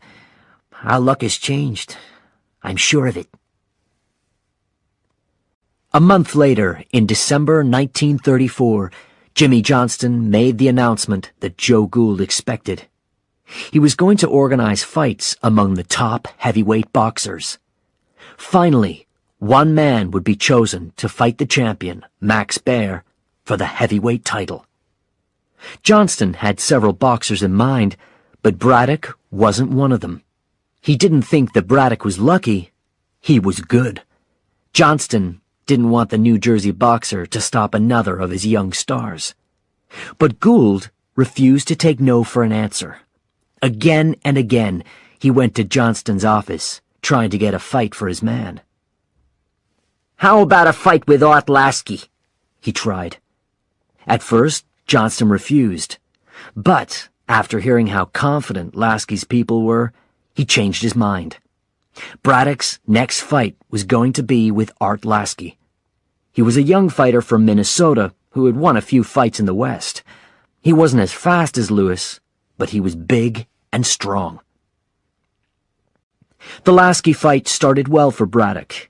In the early rounds, his opponent couldn't get past Braddock's gloves. The boxer from Minnesota took a lot of punishment, and soon his nose was bloody. Everything changed in the 5th round. Lasky started hitting Braddock with punch after punch to the body. Fighting with new confidence, he took the next few rounds from the New Jersey man. In the 11th round, Braddock found himself back on the ropes as Lasky's fists flew at him. Art Lasky is ending the story of Jim Braddock's second chance in boxing, said the radio announcer. A big punch hit the side of Braddock's head, and his mouthguard flew out. The crowd waited for Braddock to drop. Instead, he stood there, eye to eye with Lasky. Then he calmly walked over and picked up his mouthguard. "I can't believe my eyes," said the announcer. "Braddock just took Lasky's best punch, and it had no effect on him." Braddock was a different fighter after that. He fought from a distance, throwing jabs at Lasky's bloody face. In the 15th round, Braddock's glove hit the other man's nose. Blood showered the ring. "This is unbelievable!" shouted the radio announcer. "Nothing can stop Braddock now!" As Lasky moved with increasing difficulty, Braddock hit him with a combination of punches that sent him into the ropes at the side of the ring. Those ropes were the only thing that kept Lasky on his feet. "And the winner is James J. Braddock!" The shouts of the crowd reached the streets outside. By radio, they reached across the country. They were heard in Branson, Missouri, where Ansel Hoffman ran to another room in the hotel he was staying in. He knocked at the door urgently. Max Baer, the heavyweight champion of the world, opened the door and looked down angrily at Hoffman. "Jim Braddock just beat Lasky," said the champion's manager. "He's the #1 challenger for your title." Baer replied with an ugly smile. "The guy's a loser," he said. "Tell Johnston to find somebody who can fight back." Then he shut the door in Ansel's face. Chapter 10. Night in the Park. The streets around Madison Square Garden were quiet, but as soon as Jim stepped outside, a crowd of around 50 men closed in around him and Joe. They were very different from the crowd that had waited after the Griffiths fight years ago. These men looked tired and hungry, but when they saw Jim Braddock, hope lit up their faces, and they stood taller. "Just sign your name for a few," said Joe with a smile. "I'll leave them wanting more." "No, Joe. Tonight, I signed them all." Jim moved among the crowd, shaking hands and signing his name, and talking for over an hour. Joe did most of the talking on the drive to New Jersey. When they reached the apartment building, Jim opened the door. "Good night, Joe." "Haven't you forgotten something?" asked Joe. He reached into his coat for Jim's share of the prize money. He began to explain how he had decided on the amount. "I trust you, Joe," said Jim, "and May trusts you too." Joe pushed the money into the fighter's hand and waved good night. When Jim entered the little apartment, he put some of the cash in the jar on the shelf. He put the rest in a white envelope. Jim didn't sleep much that night, and he left the apartment before May and the children woke up. The sidewalks were empty as he walked to the center of town. He joined the line inside the relief office and waited patiently. Finally, he stepped up to the counter and nodded at the woman. He gave her the white envelope. The woman was confused when she looked at the cash. "So, you're giving us the money back?" On the way home, Jim bought 12 roses for May. They were very expensive, but he wanted to apologize for not waking her to tell her about the Lasky fight. He hadn't wanted to celebrate until he had paid back the money to the relief office. But when he got home, it wasn't the time for celebrating. Mike Wilson's wife, Sarah, was sitting on the sofa with her baby girl in her arms. Her eyes were red from crying. "Mike's gone," said May seriously. "It's been 3 days now." About a week after you left the docks, Jim. The foreman stopped picking him for work," cried Sarah. "I went to stay with my brother. There wasn't room for Mike, so he's been sleeping in Central Park." Sarah looked straight at Jim. "He said he was gonna do some work for you. We were gonna meet last night, but Mike never came." Silently, May pointed at the jar that contained their money. Jim nodded. "Listen, Sarah, you and May go and get something for the baby's cough." But Sarah was crying. "Something's wrong. I know it is." Jim moved toward the front door. "I'll go and find him." Hours later, Jim entered Central Park. As the sun sank, he knew that the enormous park wasn't as empty as it looked. Since the crash of 1929, tens of thousands of New Yorkers were living in cars or on the streets or in the subway. A lot of people had started living in Central Park. Some of them built huts or tents from any materials they could find. Others slept wherever they could. They ate any food they could find or catch or steal. Jim had heard that there had been a lot of sheep in Central Park. Most had been moved away. Now, as he searched for Mike, Jim saw park workers guiding the last sheep into enormous wagons. Jim watched until a policeman on a horse waved at him to move away. The shadows became longer as night came, and soon trash can fires were the only lights in the park. Jim went deeper into the park, past huts and tents. The sound of wet coughs filled the air. "Mike? Mike Wilson?" he called.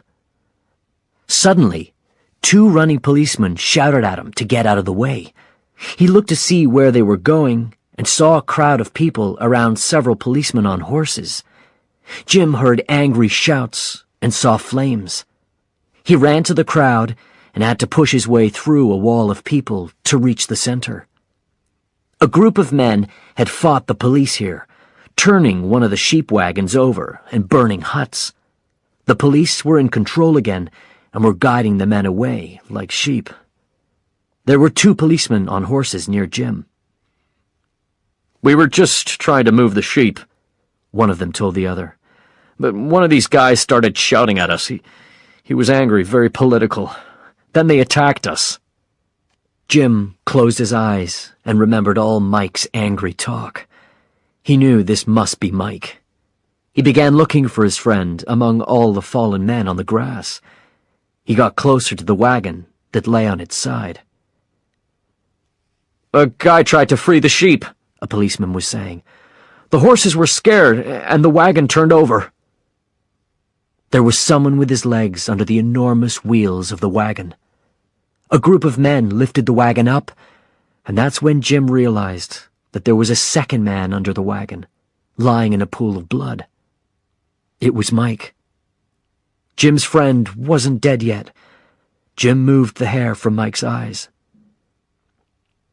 "Did you win?" Mike asked. His voice was soft and filled with pain. Jim nodded. "You're going to be okay, Mike," he said. Mike managed a weak nod. "I know it." But in the cold and dark of New York's Central Park, as the smoke from the burning huts blew over them and took away the last of the light, both men knew that this wasn't true. Few people came to Mike's funeral. It was a work day, and most people couldn't afford to lose a day's money. Only Jim and May Braddock and their 3 children stood with Sarah Wilson and her baby daughter as Mike's body was put into the ground. Jim spoke of Mike's love for his family, his wife. He didn't say what he felt, that Mike's death was a waste, a stupid, unnecessary waste. Jim understood why people got angry, but Mike's anger hadn't helped his wife or his daughter. Jim wished he had known how bad things had become for his friend. He couldn't forget how kind Mike had been to him when he started working at the docks. May's attention was on Sarah, whose eyes were far away. She seemed to be staring into the long future that waited for her without her husband. As she looked at Sarah, Part of May wondered if she was looking into a mirror of her own future. Maybe not today or tomorrow, but one day she might lose Jim. Chapter 11. Face to Face with the Champion. Madison Square Garden, March 24th, 1935. Jim Braddock and Joe Gould smiled for the cameras. Then it was time for the reporters' questions. Jim, do you have anything to say to our readers? Not everybody gets a second chance, answered Jim. He looked at May, who sat at the front in a new yellow dress, smiling nervously. I have a lot to be grateful for. A second reporter stood. Can you tell our readers why you gave your relief money back? Jim nodded. This great country of ours helps a man when he's in trouble. I've had some good luck, so I thought I'd return the money. Another reporter stood. Max Baer says that he's worried he's going to kill you in the ring. What do you say? May looked down at her hands. Jim looked the reporter in the eye. Max Baer is the champion, he said. I'm looking forward to the fight. The next question was from a familiar face. Sporty Lewis stood and turned toward May. Mrs. Braddock, how do you feel about the fact that Max Baer has killed 2 men in the ring? May could find no words. Mrs. Braddock, are you scared for your husband's life? Continued Lewis. A camera appeared in front of May's face. Jim jumped to his feet.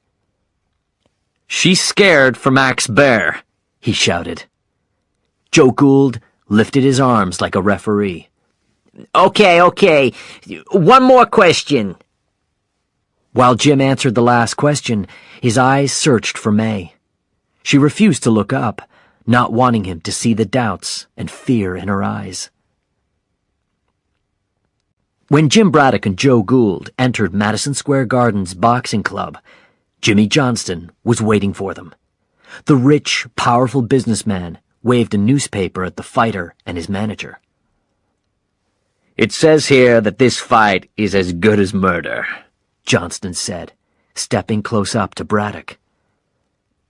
This is my business, and I'm going to protect myself. You will know exactly what Baer can do before you get in that ring. A door opened and a small man in a suit entered the room. This was Johnston's lawyer, and he was followed by a secretary. Johnston went to a machine and began to show a film.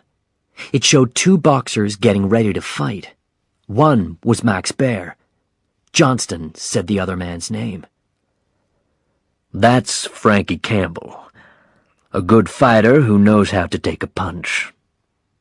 The fight began. Johnston turned to Braddock. Is Campbell's style familiar, Jim? It's like looking in a mirror, isn't it? He doesn't need to see this, complained Joe. He'll see it, or there'll be no fight, Johnston warned. On the film, Campbell stepped forward with a good left jab, almost as good as Jim's. Baer blocked it easily, then hit back with his right. The punch was too fast to see, and it had a strange, terrible power. Campbell just stood there in confusion, with his gloves down by his side. The second punch hit the side of his head, and then Campbell was down, his legs wide, his eyes open, but seeing nothing. It was the second punch that killed him, said Johnston. You've warned us, said Joe. Now stop the film. No, said Jim, surprising both Joe and Johnston. Show it again. When the lights were back on, Johnston stared at Jim. Remember Ernie Schaff? He was a good fighter. Ernie took one of Baer's punches on the chin. He was dead and didn't know it. In his next fight, the first jab killed him. He sat back in his chair. Do you want to think about this fight? Jim hit his hands on the desk angrily. Do you think you're telling me something I don't know? He shouted. How many guys died because they didn't have enough food? Or because they had to work long hours and dangerous jobs to feed their families? I've thought about it as much as I'm going to. Okay, then. Johnston looked away. Why don't you both eat here tonight with your wives? The fight organizer smiled, but there was something about the look in his eyes that Jim didn't trust. Later that day, the two men returned to the club's restaurant with their wives. The four ate, talked, and laughed as a piano played quietly in the corner. After the meal, Joe pulled a newspaper out of his pocket. He turned to the sports pages and began to read. Jim Braddock is back from the dead to give hope to every American. Jim was surprised. Who wrote that? Sporty Lewis. The newspaper is calling you the Cinderella Man. Cinderella Man? Jim didn't look happy. Cinderella was a children's story. Wasn't Cinderella the girl who had to stay at home and clean while her sisters went to a wonderful party at the palace? I like it, said May, squeezing his hand. Suddenly, an enormous man with two young women on his arms walked in through the front door. Conversations died around the room. The man had thick black hair and the brightest blue eyes. He was wearing an expensive white jacket, but he looked dangerous. As usual, all eyes in the room turned to him. This was Max Baer. Jim turned to his manager. Do you think Johnston planned this? He asked angrily. Joe nodded. Sure. More pictures for the papers. Physically, Baer was the perfect boxer. He had a narrow waist, wide shoulders, strong legs, and long arms. He was young, too, at 26, 3 years younger than Jim. And he had the strongest punch Joe Gould had ever seen. Probably the strongest punch in the history of boxing. Joe knew that there were ways to beat the champion. His right-hand punch was so powerful that he hadn't really worked on improving his left hand. But Joe couldn't forget the sight of Baer destroying Primo Carnera. The big Italian had been knocked down 11 times in that fight. Joe's attention moved away from Baer when a waiter arrived with a bottle of wine and 4 glasses. From the gentleman at the bar. Mr. Baer said I should wish you good luck. Jim looked at May. The blood had run from her face, leaving her pale with worry. He stood. Get the coats, Joe. Then he began walking toward the bar. Baer gave a big smile when he saw Jim coming. Look, it's the Cinderella Man, he shouted. Jim stood toe-to-toe with the champion. You keep saying in the newspapers that you're going to kill me in the ring. I have 3 little kids. You're upsetting my family. Baer moved closer. His voice was quiet as he said, Listen to me, Braddock. I'm asking you not to take this fight. People admire you. You seem like a nice guy, and I don't want to hurt you. It's no joke. They're calling you the Cinderella Man. Well, people die in children's stories all the time. Suddenly, a small crowd of reporters and photographers ran into the club. Baer turned to face the cameras and smiled. His voice was loud again as he started performing for the cameras. If you're smart, you'll fall over in the first round, he told Jim. Jim's eyes met Baer's. I think I'll try for a few rounds, he said. Baer noticed May, standing behind Jim now. You should talk to him, he said. You're much too pretty to lose your husband. Jim squeezed his fist into a ball ready to attack, but Baer continued to look at May. Maybe I can take care of you after he's gone. This time, Joe Gould jumped, waving his fists at the champion. Jim pulled him back. May stepped up to the bar.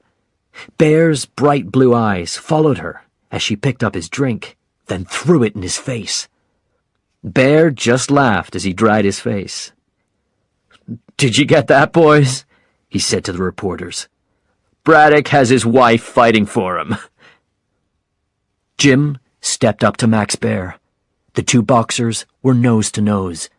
Then Jim turned, took his wife's hand, and led her away. As they left, the sound of Bear laughing followed them into the street. Chapter 12. The Big Day. Keep your head down and give me a combination. Left, right, left.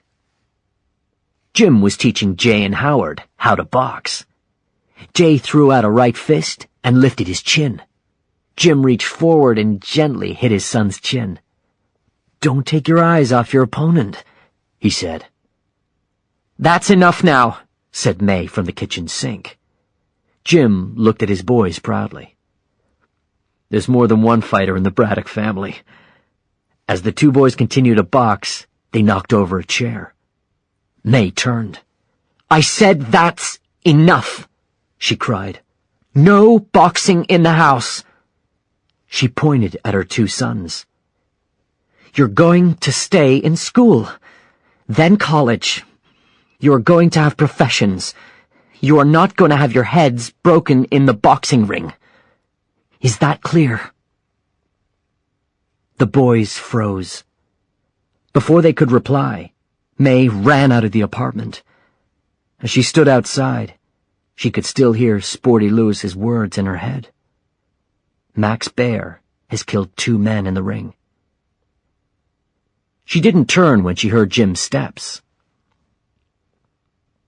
"When you boxed before, sometimes I hoped that you would get hurt, just enough so you couldn't fight again. I always knew a day would come when a fight could kill you. And now it's here." She looked her husband in the eye. Why? Why fight him?" "This is what I know how to do," said Jim simply. May waited for Jim to take her in his arms, to say that he had changed his mind, but he didn't. Part of him wished that he could, but it was impossible. She didn't understand how it felt for men like Jim or Mike Wilson, strong, hard-working men who were told that they were useless. There were thousands of people like this now, and they found hope in the fighter they called the Cinderella Man. Jim had to fight, for them. May's fear turned to anger. "I supported you until now," she said. "But not for this, Jim. I just can't." Her voice went cold. "You find a way out of this fight. Break your hand again, if you have to. But if you leave this apartment to fight Max Bear, I won't support you." As the day of the fight grew closer, Max Bear helped reporters fill their sports pages. His latest demand was that there must be an ambulance outside Madison Square Garden, ready to rush Jim to a local hospital after Bear hit him. Jim just continued training. Joe Jeanette chose good partners for him to work with in the ring. Each one helped Jim improve one skill. One partner helped him work on his hand speed. Another partner allowed him to practice dodging big punches. Another helped him move around the ring quickly. Jim, Joe, and Jeanette also watched film of Bear's fights for hours every day. "Watch him," said Jeanette, pointing. "His punches are strong, but you can see them coming." With just a few weeks to go, Braddock's training became even harder. Joe and Jeanette started changing his boxing partners more and more often, so Jim fought a fresh fighter every round. One of the newspaper sports pages included something that Joe had said. Braddock is going to be really prepared for this fight, if he lives through training. Joe laughed when he read that, until his wife reminded him that May Braddock would read it too. Finally, the big day arrived. When Joe Gould arrived at the gym that morning, Jim was sitting alone, with a jacket tight around his chest. "What's wrong with him?"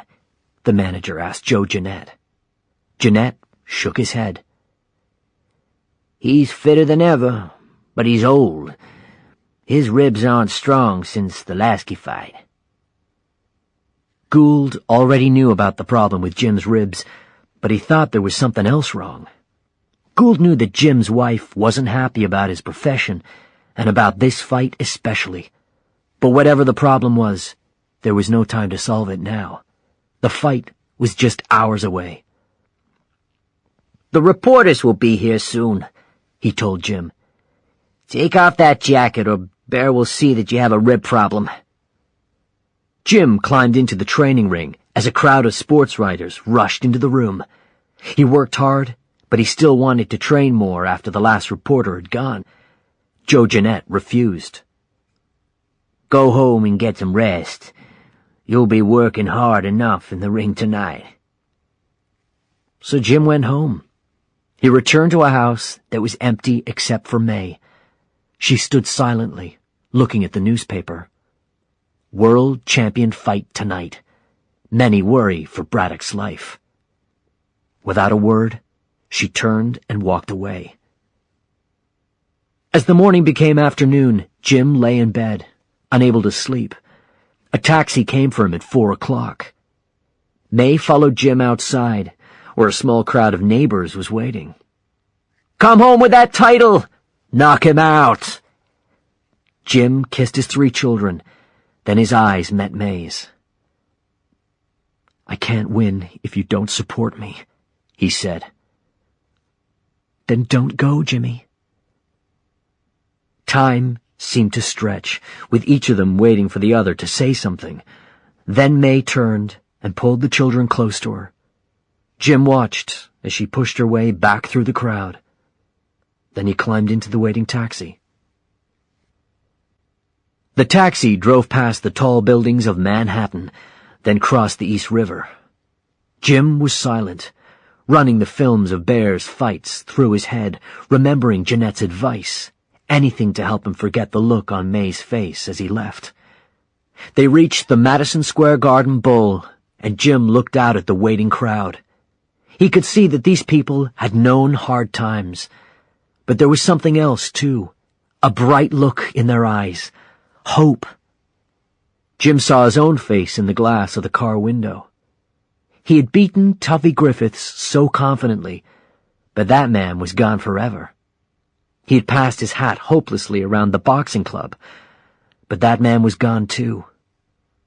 No, he was looking now at the face of every man who had ever been beaten down by hard times but refused to stop fighting. That's when Jim knew. No matter what happened tonight, he wouldn't give up. He would die trying. It was a hot day, and getting hotter. Jim sat in his dressing room, waiting to go out and be weighed. "Come on, champion," said Joe Gould when there was a knock on the door. "Wait a minute," said Jim. "The last time I looked, I was the challenger, not the champion." "I know what I said," replied Joe. On his way to the weighing room, Max Bear had seen an old trainer who had worked with him years before. There were angry words, and Bear hit out at the man. Cameras recorded the attack. When there was peace in the room again, officials and reporters watched the 2 boxers being weighed. It was very hot in the crowded room.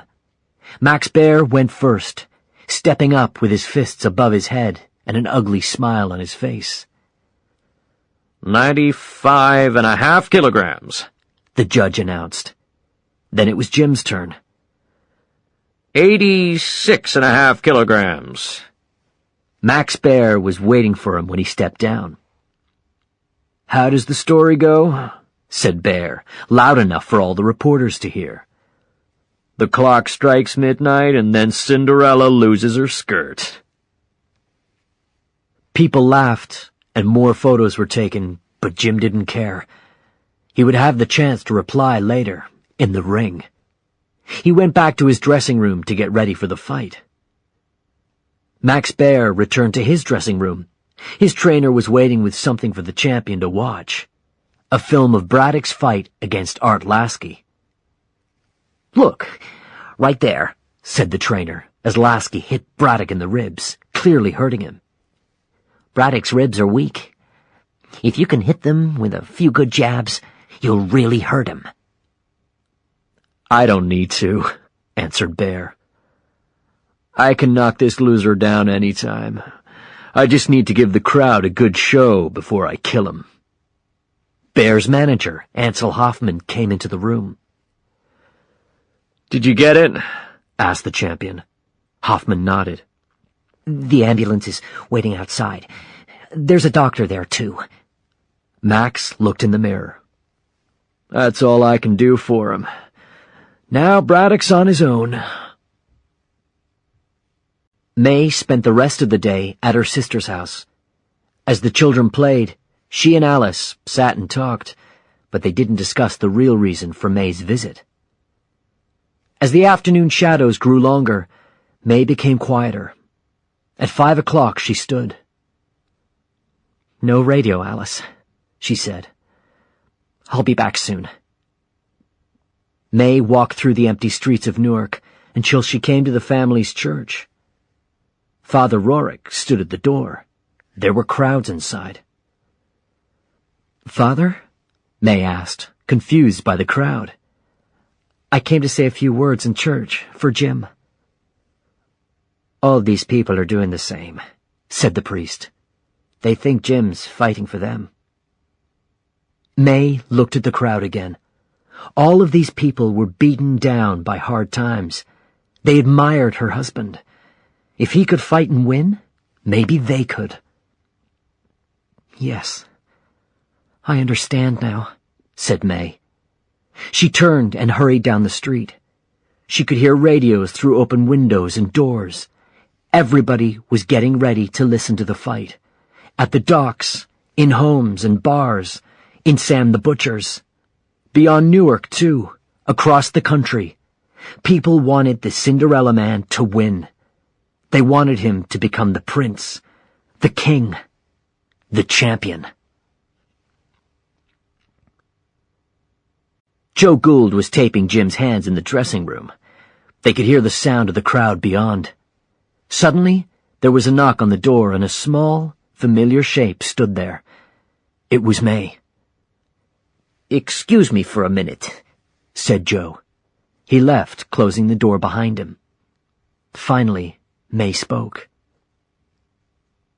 "You can't win if I don't support you." "I keep telling you that," said Jim. May handed him a brown paper bag. "I thought it was going to rain, so I used the money in the rainy day jar." Jim opened the bag and stared at the new pair of boxing shoes inside. "Maybe I understand." May's eyes shone. The two kissed, and smiling through her tears, May said, "I always support you, Jimmy.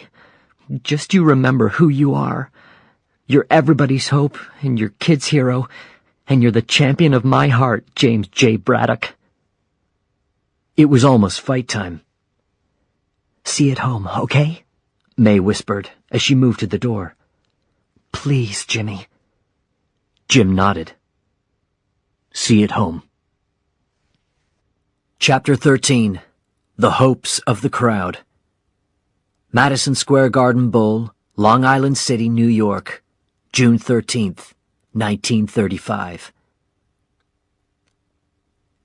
As Jim Braddock stepped out into the bright lights, the crowd became silent. The ring seemed so far away. Between him and it were thousands of people, Jim's people. He knew the looks on their faces, people who saw no chance of a future. Some had spent their last dollar to be here, but tonight they all held their heads high. Their eyes followed him with the wild hope that the story of the Cinderella Man would have a happy ending. It was the strangest walk to the ring Jim had ever made.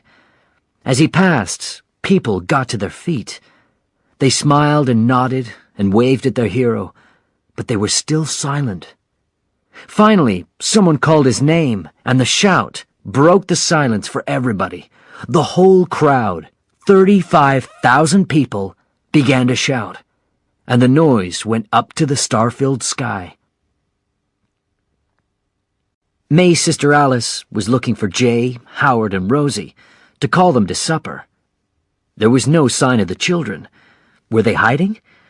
She was going to look outside when she heard a sound from the closet under the stairs. All three children were sitting around a radio. They looked up at their aunt, and Alice knew that she couldn't stop them. Without saying a word, she sat down next to the children and listened to the announcer on the radio. "I don't know if you can hear me," the announcer was shouting. "I can't hear myself. The crowd is on its feet, and the noise is deafening." Back in the Madison Square Garden Bowl, the crowd was silent again when they realized that Max Baer was walking to the ring. The champion felt the crowd's fear. He enjoyed it. When he had climbed into the ring, Baer ran around and accepted the crowd's boos with a confident smile on his face. The referee called the boxers and their cornermen to him. "I want a clean fight," he said. "When I say break, step back immediately. And remember," he looked at Jim, "protect yourself at all times." As the fighters touched gloves, Baer's cornerman held a gold watch in front of Braddock's face. "1 minute to midnight, Cinderella," he laughed. The fighters returned to their corners. Baer's manager, Ansel Hoffman, whispered final words of advice to the champion, but Baer wasn't interested. Jim closed his eyes. Finally, the sound of the bell broke the silence, and the fight began. Round 1. Braddock came out fast and hard, hoping to surprise the champion. Showing no fear, he hit Baer with a right hand and then followed it with a left to the body. The champion tried to punch back, but Braddock danced away. On Braddock's next attack, Baer was ready. His left fist hit Braddock's ribs hard. Braddock's answer was a combination of punches. A long right to the face, another right, a left, and a final right to the chin. The champion knew now that Braddock had a good punch, but he refused to show any pain. "Calm down, old man," Baer laughed as the fighters held on to each other. "I'll let the fight go a few rounds." As the bell rang, Baer knew that he had lost the round on points, but he didn't care. He was confident that he could end this fight at any time with one punch. In the corner, Gould met Braddock with a big smile. "Did you see the look on Baer's face when you hit him?" Jim took out his mouthguard. "Yes, he was laughing." "So use your left hand to knock that smile off his face." In the opposite corner, Ansel Hoffman was shouting, but Baer waved him away. "I'll kill him when I'm ready." "You left, Jimmy," Joe said again. "Remember you left." Round 2. Braddock came out with his fists moving at the start of the second round, too. "Nobody expected this fight to go 1 round," the radio announcer was saying. "But it's only reached round 2 because Baer is playing with Braddock. He's thrown almost no punches, and he's laughing at the challenger." But soon Baer started throwing more punches, aiming at Braddock's weak ribs. The strength of Baer's punches knocked the breath out of him. "The champion has really hurt the challenger," said the announcer. The crowd began to boo. "That's the right place, isn't it, old man?" said Baer. The referee separated the fighters at the sound of the bell. One of Braddock's cornermen worked on the fighter's cuts, while the other gave the boxer water. Jim coughed it back up. He needed air, not water. Joe examined Jim's ribs. "They're not broken," he said. "Not yet." Across the ring, Bear was playing and acting for the cameras. As he watched this, Jim realized that he himself didn't care about pleasing the crowd now. He wasn't even fighting Bear. He was fighting to beat the thing that had beaten him. He was fighting for his family's future. Round 3. For the third time, Braddock came out fast. He threw his punches at Bear's head, but the champion's punches were aimed at his opponent's body. Bear continued to hit Braddock's ribs hard with both hands. He hit Braddock with a low punch, and the referee warned the champion to keep his fists up. Before the fight started again, Gould saw that Braddock's gloves were down by his side, but there was no time to shout a warning. Bear had seen it too. He hit the side of Braddock's head with a big left-hand punch. Jim's legs bent. He was clearly in terrible pain. Was he going to fall? Gould froze in fear. He thought about giving in, ending the fight. "Give him a chance, Joe," said the cornerman. A few seconds later, Jim stood straighter and reached for the ropes. Bear couldn't believe it. He attacked again, but this time Braddock hit back with a long right, then a left jab that made Bear's head look like a punching bag. "That's it!" shouted Gould, jumping up and down. Round 4.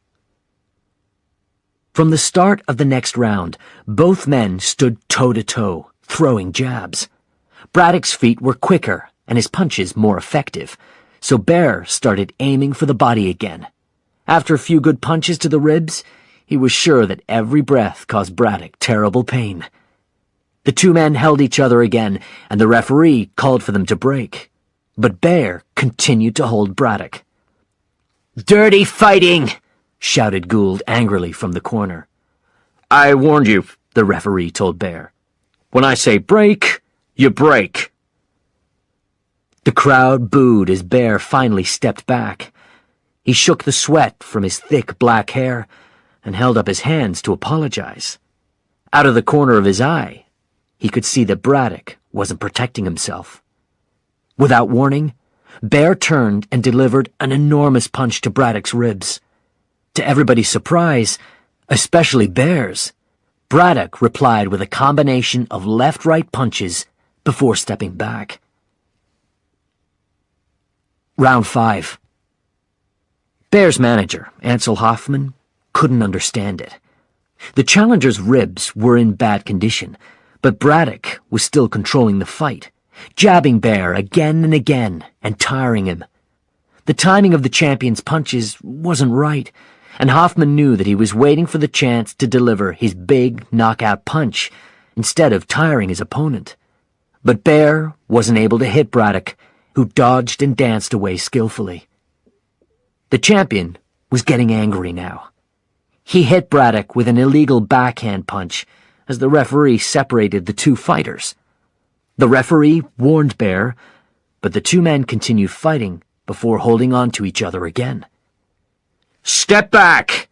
shouted the referee, but the two men didn't let go. Braddock hit the champion's chin with his head. The champion shouted in anger.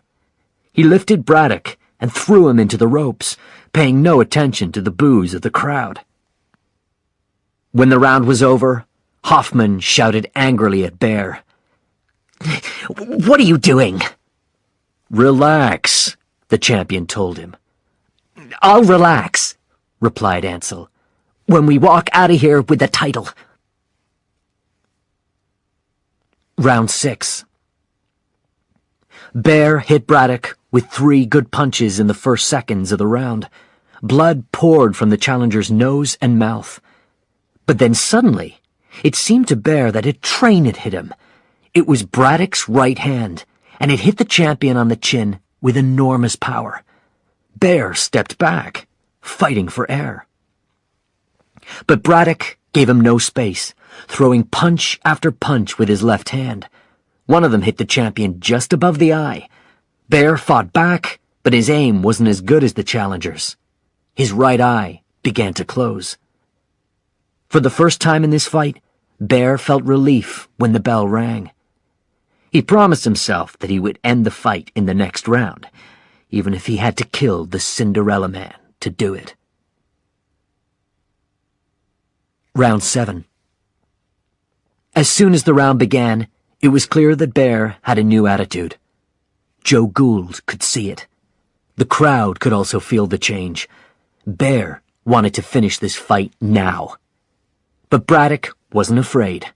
He met the champion in the middle of the ring, and the two fighters continued the fight. Bear hit Braddock with several punches to the body. The last of these hit below the belt. "Keep your punches up, Max," said Braddock.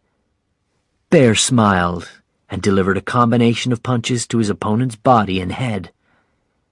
"Is that up enough?" Braddock forced himself to smile through the pain. "That's fine, Max." As the bell rang, Bear continued throwing punches. Braddock hit back as hard as he could, but Max Bear just laughed. "I can't believe this," said the radio announcer. "Everybody expected the champion to win easily, but now, after the 7th round, neither fighter is ahead. Either of them could win." Chapter 14. The Luckiest Man. "Alice?" The house seemed empty. May looked at the uneaten meal on her sister's kitchen table. Then she heard noises from the closet in the hall. They were all there, May's 3 children and her sister, listening to the fight on the radio. "The crowd was expecting big things from champion Max Bear in the 8th round," the radio announcer was saying. "But Jim Braddock refused to be beaten." Rosie looked up and saw her mother. "It's the police," she said to the others. "By the 9th round, it was a fact that Braddock had fought better than anybody expected," continued the announcer. "But some people were saying that Bear allowed this to happen. In the 10th round, the champion was in complete control of the fight." May reached to turn off the radio. Jay's eyes met hers.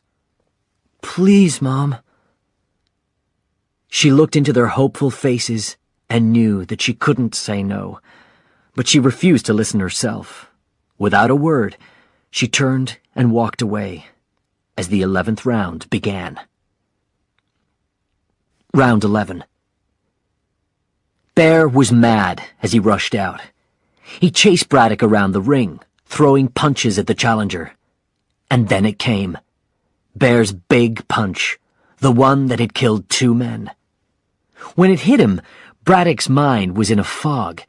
He felt heavy and light at the same time, and his legs could only just support him. He felt the ropes on his back. Suddenly, a memory of his family came into Jim's head. His wife and children.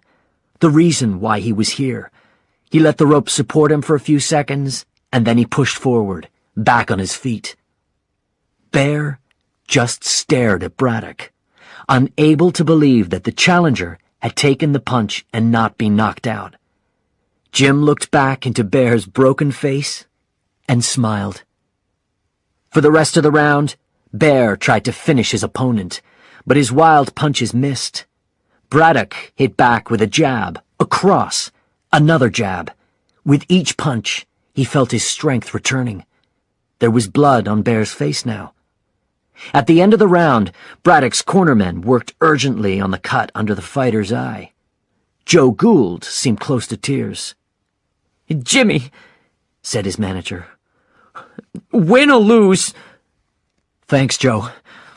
For all of it." Jim lifted a bloody glove. "Now stop talking." Round 12.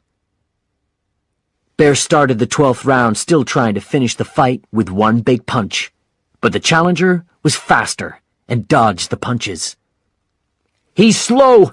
shouted Gould from the corner. The crowd was shouting in both happiness and fear. "You're right. It is a funeral," shouted the young reporter next to Sporty Lewis. "Max Bear's funeral." But Lewis didn't hear. He was on his feet, shouting like everybody else. The crowd's shout was like a wave of noise. Braddock! Braddock! Braddock! It was too much for Max Bear. He ran at Braddock, moving his fists fast and hard. The punches hit the challenger, the last one below the belt. Braddock bent over in pain as the round ended. Joe Gould jumped over the ropes, shouting angrily at Bear.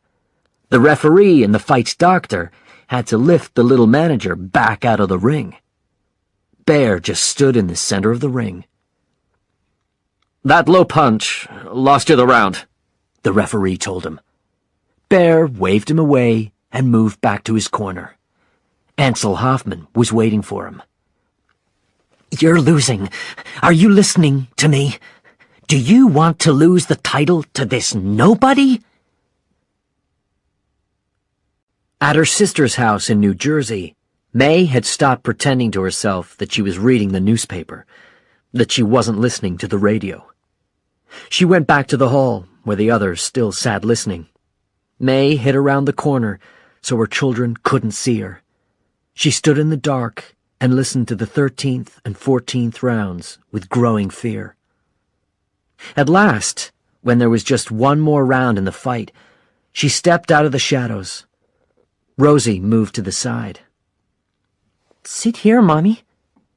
May joined her children. Pale with worry, she listened to the announcer. It's the 15th and final round. The crowd is shouting at Braddock to stay away because Bear is looking for the knockout. But Braddock is not staying away, and Bear is delivering the biggest punches of his life. May saw the fear now in her children's eyes. Would their father come home tonight? But Braddock is not only standing, he's coming forward. Round 15. In the ring, Max Bear and Jim Braddock were beaten, bloody, and tired. They fought for air as they circled each other, looking for a chance to get past their opponent's defenses. Bear's fists flew, and all of his punches were strong enough to knock a man out, but they were wild and anxious. Braddock remained on his feet. He kept coming forward, bringing the fight to Bear. The final seconds of the fight seemed to stretch forever. For the boxers, the crowd seemed to disappear. The referee, the judges, and the managers were gone too. For each man, there was only the other fighter. Braddock danced to the side and threw a jab. Bear saw his chance. He threw his famous right punch and hit Braddock right in the head. It knocked the challenger to the side, and now Bear could hit him with the second punch. Silence fell over the crowd. Was this the end? No. Braddock turned and just managed to dodge the next punch. He hit back, and the two men were still throwing punches when the final bell rang. The fight had ended. Everybody waited to hear the fight officials announce a winner. It was clear which fighter the crowd wanted. Braddock!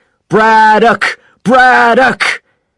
Minutes later, Braddock was still resting on the ropes while the fight doctor examined him and Joe Gould took his boxing gloves off. "I don't like it," said Joe. "The judges are taking too long." A shadow fell across their corner. It was Max Bear, who looked Jim Braddock in the eye. "You beat me. It doesn't matter what they say." Jim tried to find the right words, but Bear was gone before he had a chance to say them. At last, the judges handed a small white card to the fight announcer. He climbed over the ropes and moved to the microphone in the middle of the ring. Ladies and gentlemen, the winner and new heavyweight champion of the world. The rest of his words were lost in an explosion of noise. The same noise filled the streets of Newark. People poured from their houses into the streets to celebrate. They poured out of Father Rorick's church to join everybody else in an unplanned street party. People laughed and cried with happiness. Faces that looked old with worry became suddenly young again. At her sister's house, May's cry cut the night. As the family celebrated, little Rosie smiled proudly at her mother. "It's the steak," she said. Back at the Madison Square Garden Bowl, the crowd pushed forward for a better look at the Cinderella Man. Everybody wanted to shake his hand, to touch him, to take home a little of his magic for themselves. James J. Braddock stood in the center of the ring with his arms lifted over his head. Tears poured from his eyes. He listened to the crowd's shouts, but his heart was in another place. It was in a little New Jersey apartment where his wife and 3 children would soon be waiting for him to come home. In the end, they were the reason why he was not only the heavyweight champion of the world, but also the luckiest man in it. And so, James J. Braddock, at the age of 29, became the heavyweight champion of the world on June 13th, 1935. None of the judges disagreed with the decision. For the public and the press, his win was one of the biggest surprises in the history of the sport. Most agreed that Bear had been beaten by a better boxer on the night. For 2 years, Braddock didn't box again. Finally, a fight was arranged with Joe Louis, the Brown Bomber from Detroit. On June 22nd, 1937, the 2 fighters met in Chicago. By this time, Braddock was not as strong or healthy as he had been. His left arm was very weak, but he still managed to knock Louis down in the first round. By the 4th round, Joe Louis was controlling the fight. According to Braddock, "After a couple of rounds, I knew I was in there with a great fighter." The end came when Louis knocked Braddock out in the 8th round. "When he hit me with that right, I just lay there." Joe Louis later became one of the greatest heavyweight title holders in the history of boxing. James J. Braddock fought one more fight after that in 1938 against a young boxer from Wales, Tommy Farr. Farr had lasted all 15 rounds against Louis, and most people expected him to beat Braddock. Again, Braddock surprised everybody by winning the fight. Then he decided to leave the sport as a winner. "I've won my last fight," he announced to the press. After he stopped boxing, Jim Braddock remained friends with Joe Gould, and Braddock had a lot to thank his manager for. When Gould had allowed Joe Louis to challenge Braddock for the title in 1937, he had demanded money from all Joe Louis's heavyweight title fights for the next 10 years if Louis won. Jim and May Braddock were never poor again. The couple lived in the same New Jersey house that they bought after Jim won the heavyweight title. Jim spent the rest of his life surrounded by friends and neighbors who admired and loved him. Looking back, Jim Braddock said that when Bear hit him with his best punch and Jim didn't fall, he was the happiest guy in the world. The story of the Cinderella Man did have a happy ending.